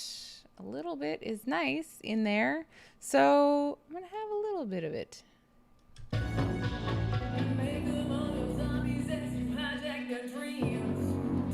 Is that working?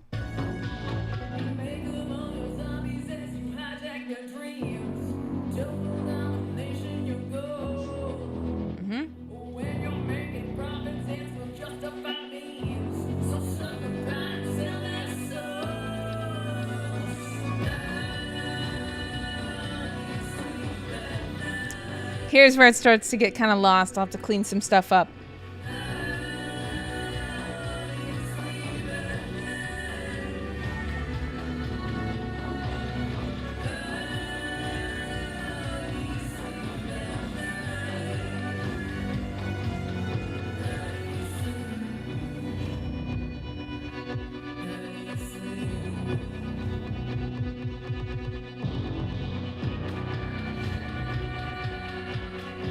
Yeah, there's too much going on in this chorus. I'm going to take a moment to adjust my arranger track. Verse 2 starts there.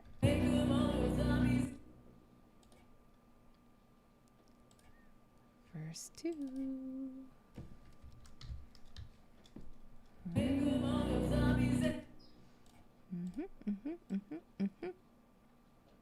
And then this, I think, is... And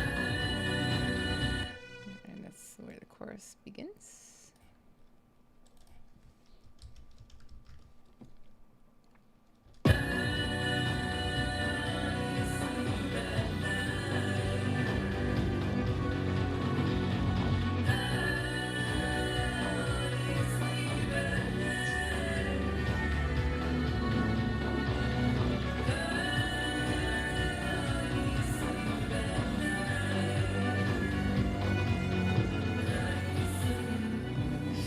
Yeah, okay. So there's a lot going on here. Let me first hear it without... Maybe it doesn't need the impacts? Am I crazy? Or doesn't need as many?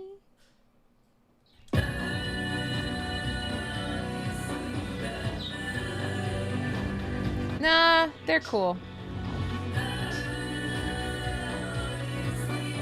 What is this?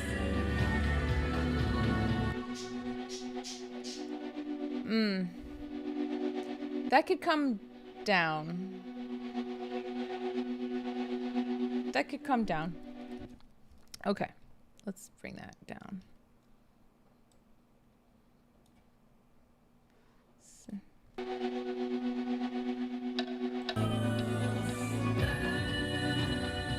Starting right here.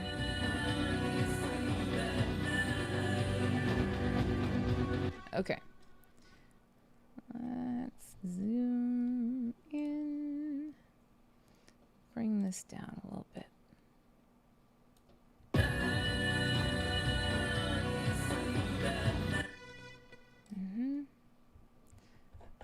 Just cleaning up the spectrum. Oh, and I should actually graphically look at it.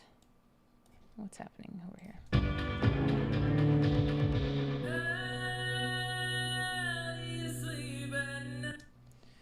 Yeah, there's a lot going on.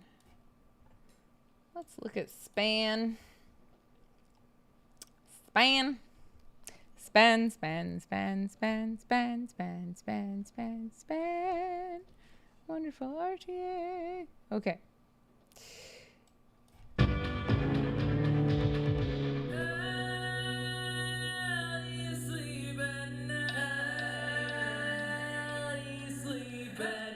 Oh, I'm past the part where I wanted to look. This chorus, there's just a lot.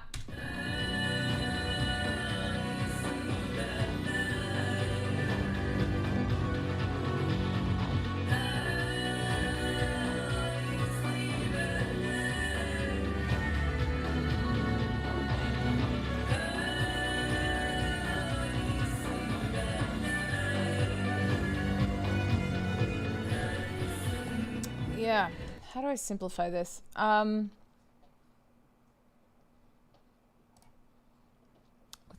listen to the synth.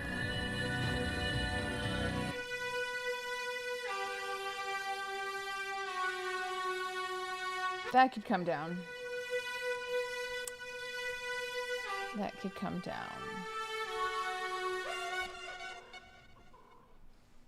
Gary!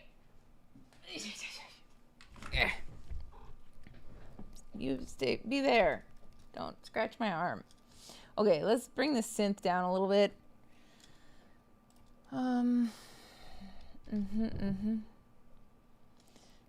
Let's bring it down just a little bit. Cha cha cha cha.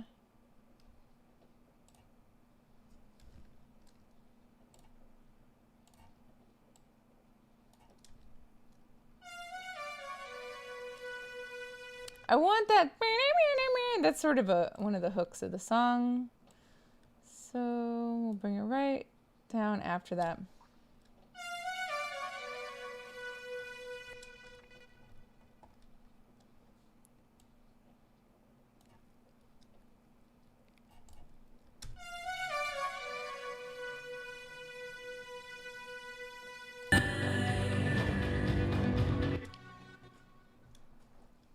I wonder if it should be an octave up.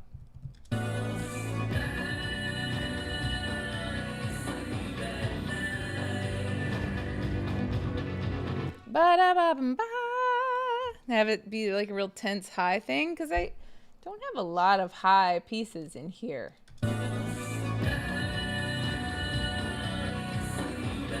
No, it would get in the way of the voice.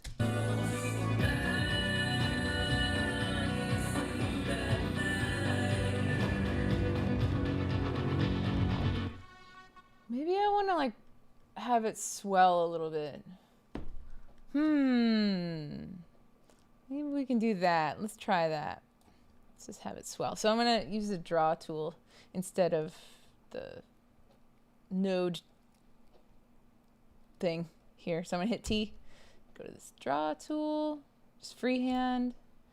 We're just going to try doing some like swells.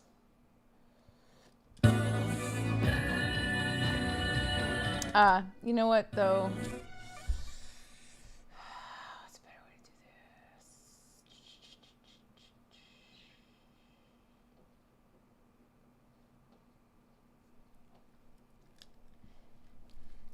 this?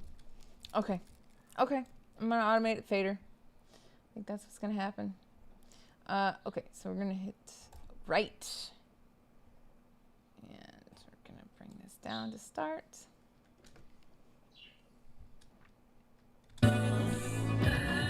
Oh, no. I don't want to start it there. I gotta hear those.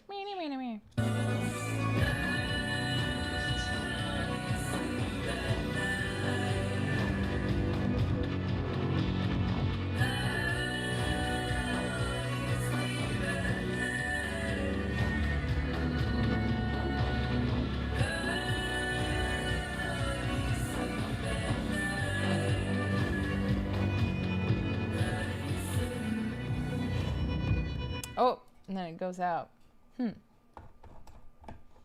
I think that works better. Gives it a little breath, a little life. Oh, and it just goes right out there, so I can bring it all the way down. What? All the way down. There we go. And when does it come in again? Does it come in again? Yes, it does. So by then, I can bring this back to my just pointer tool.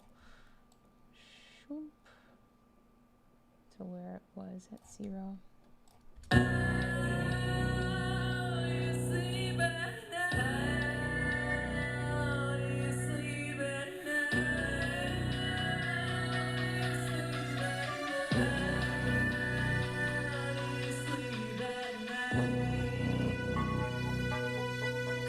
Jeremiah, there's lots of ways to use the freehand tool. I like to use it while I'm recording just like that, so I get the tactile information at the same time as my audio information.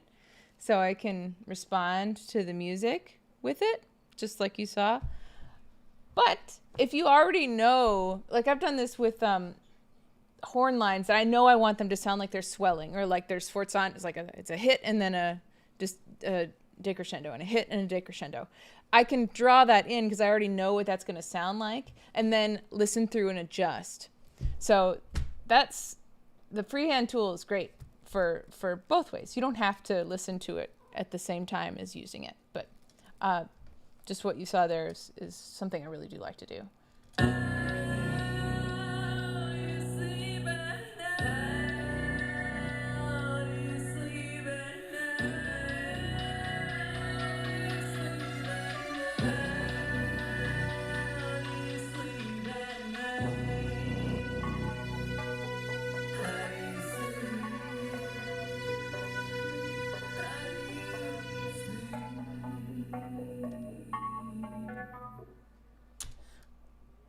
Yeah, that was so fun. I might do a little bit more of the freehand stuff. Just a little. Let's do it.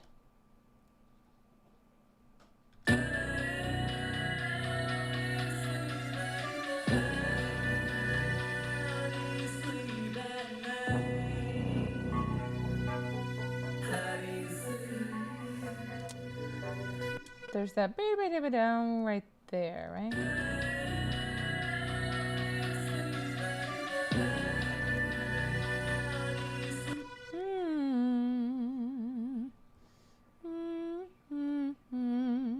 Okay, so let me bring it up here.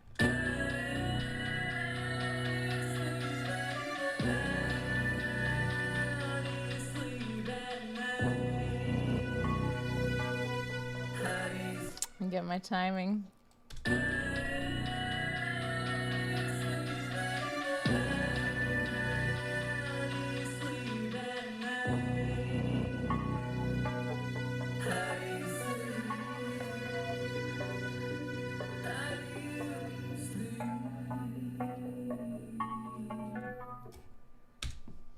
Pretty happy with that.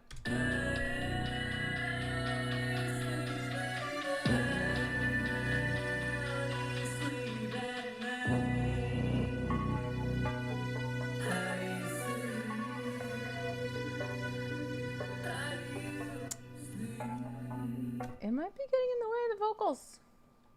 It might be getting in the way of the vocals. Might just bring it all down after that initial. Okay, let's one more pass at the writing, and then I'm going to move on to something else. Try again.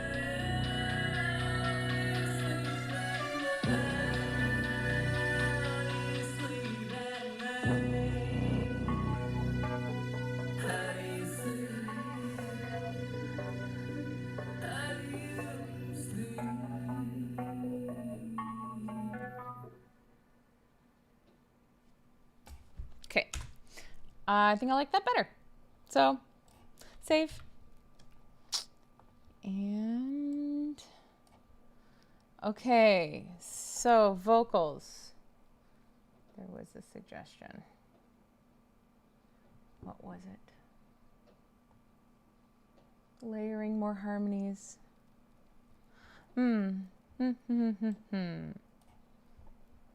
Consider that. I'm thinking about this little altar boy thing. It was pretty cool. And it was really easy to automate too. So let's try it. And that'll give me a harmony, and a harmony with the formant and the pitch if I want.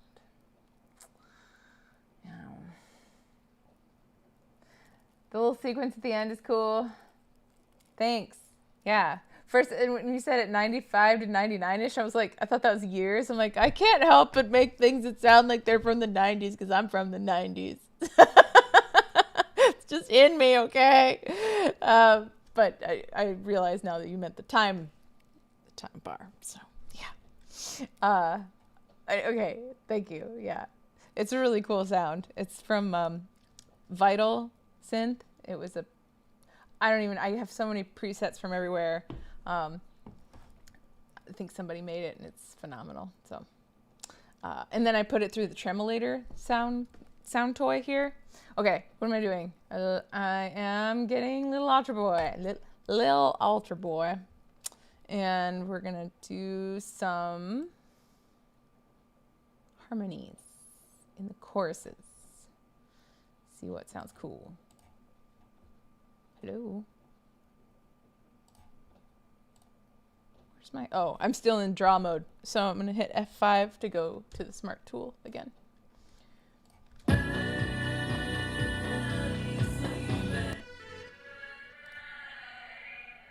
Oh, that's my echo. That's my echo. I don't want the echo.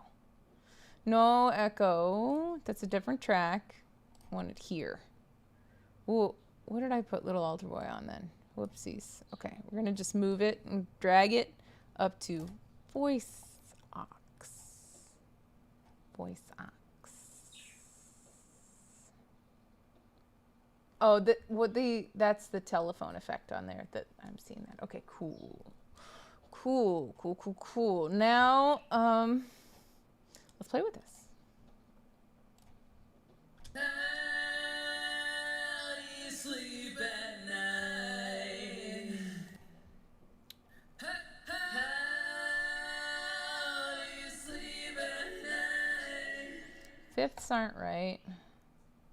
How do you sleep at night? Ooh. How do you sleep? Interesting. How do you sleep at night? Oh, huh. How do you sleep at night? Not a big fan, but that's pretty cool. Let's try it with a low octave. How do you sleep at night? Huh. Why did it take a minute to kick in?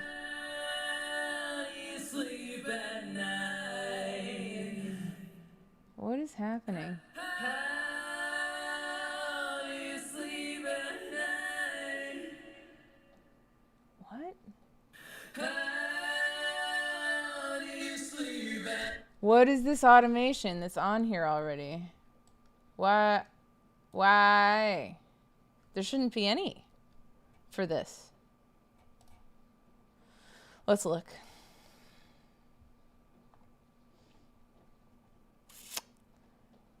Little altar boy. Yeah, what?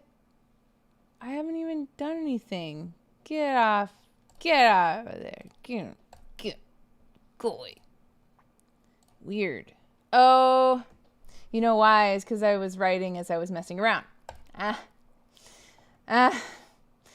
Turn that big red button off, shall we? Okay.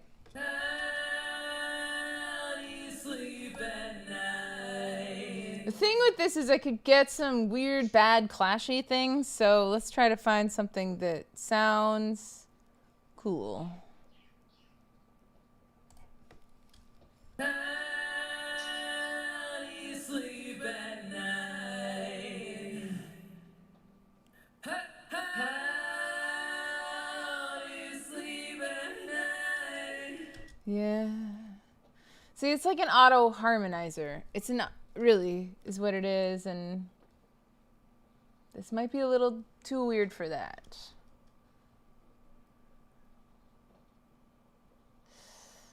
Oh, there's got to be something though. Let's listen to it in context.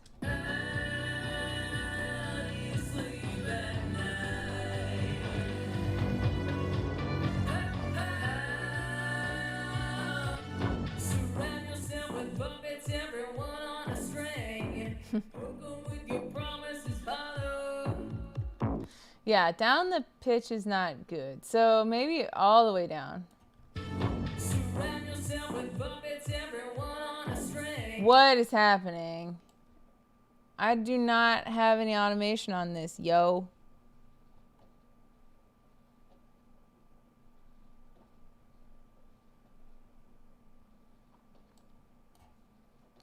Boom. Why? Why?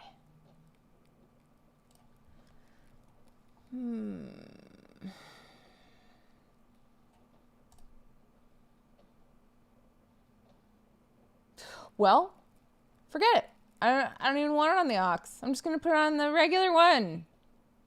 Because you're misbehaving now, Cakewalk. And little altar boy. Okay.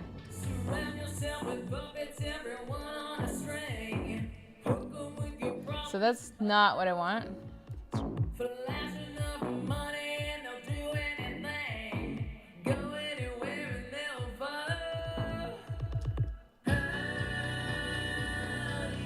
So I don't want anything on the verse, really.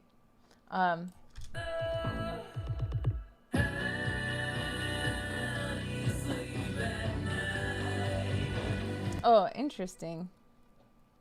So that's a draw.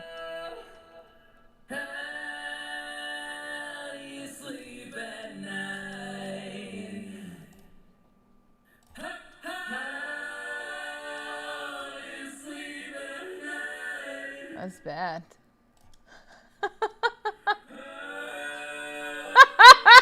That's terrible. Alright, how about this?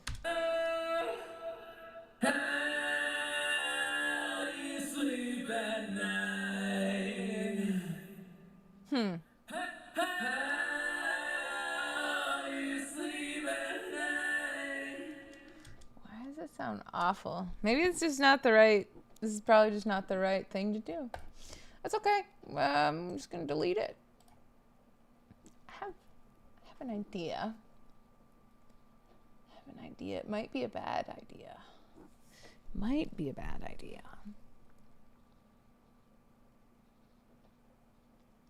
I'm considering making some melodyne harmonies. Might be really bad though because there's already a harmony recorded here. Yeah, I can't melodyne harmony that.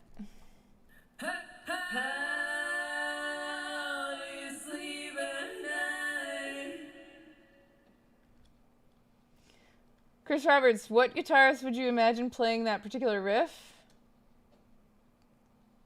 The guitar riff here? Which riff are we talking about? What are we talking about? Let's see this. Oh, bow down, bow, bow, bow. That, the guitar is a whole nother thing. Yeah, I don't know. I played it. So me?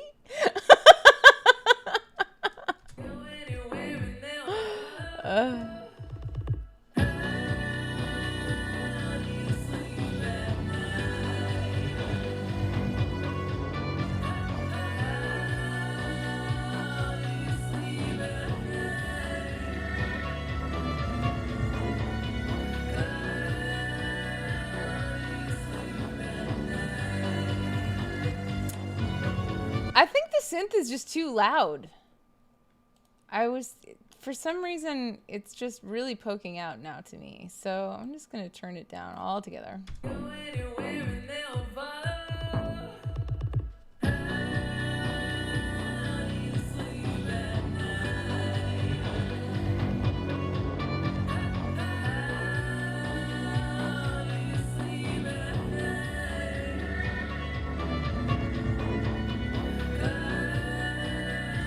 Like, is this hard to listen to? There's a lot going on.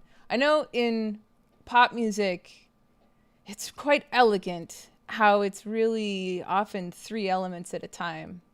There's like drums, bass, and voice sometimes, or drums, bass, guitar. And there is a lot going on, a lot of layers that might make this challenging to listen to. And I don't want it to be challenging. I want it to be exciting.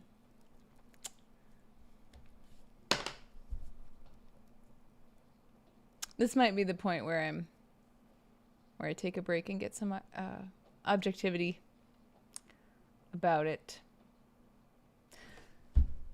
I think I'll do that. So let's listen to the whole thing through. And I'm going to think about if there's too many elements, if it's too challenging to listen to. Because I want people coming away singing it. I want it to be accessible. I don't want it to be like weird and esoteric, even though it's like there's weird elements to it, but I don't want it to be a challenge. So listen to the whole thing.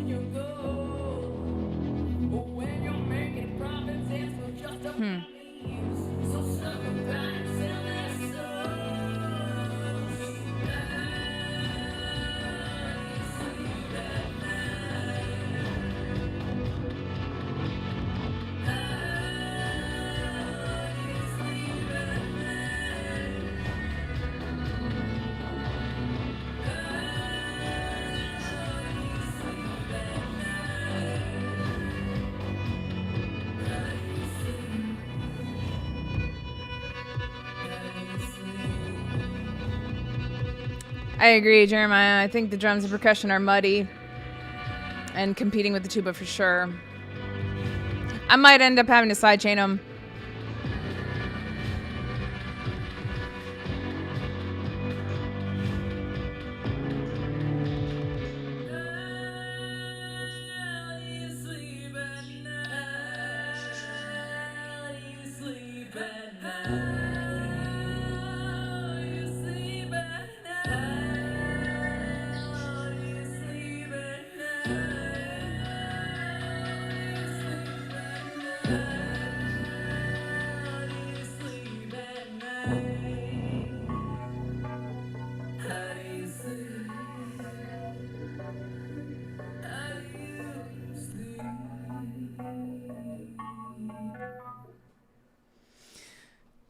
Yeah, I think side chaining will probably be the answer. My eyes are glazing over at this point, so it's a good time to take a break. I am so glad that you hung out with me tonight and helped me work on this. I think it is coming along.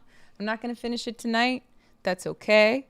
I don't have a deadline except one that I'm making myself. I have to be done with the song that I'm doing with Little Spiral tomorrow so that we can premiere it on Friday or Monday. But this one is something I wanted to fit in because I care about it and I want to get it done. So yeah, I might have another live session on this, or I might just try to like tidy it up and finish it and release it. Either way, when it's done, it will be linked in the description. And yeah, so I hope you enjoy it. And I hope you have a great whatever time of day it is for you. So with that, I think I will call it a night.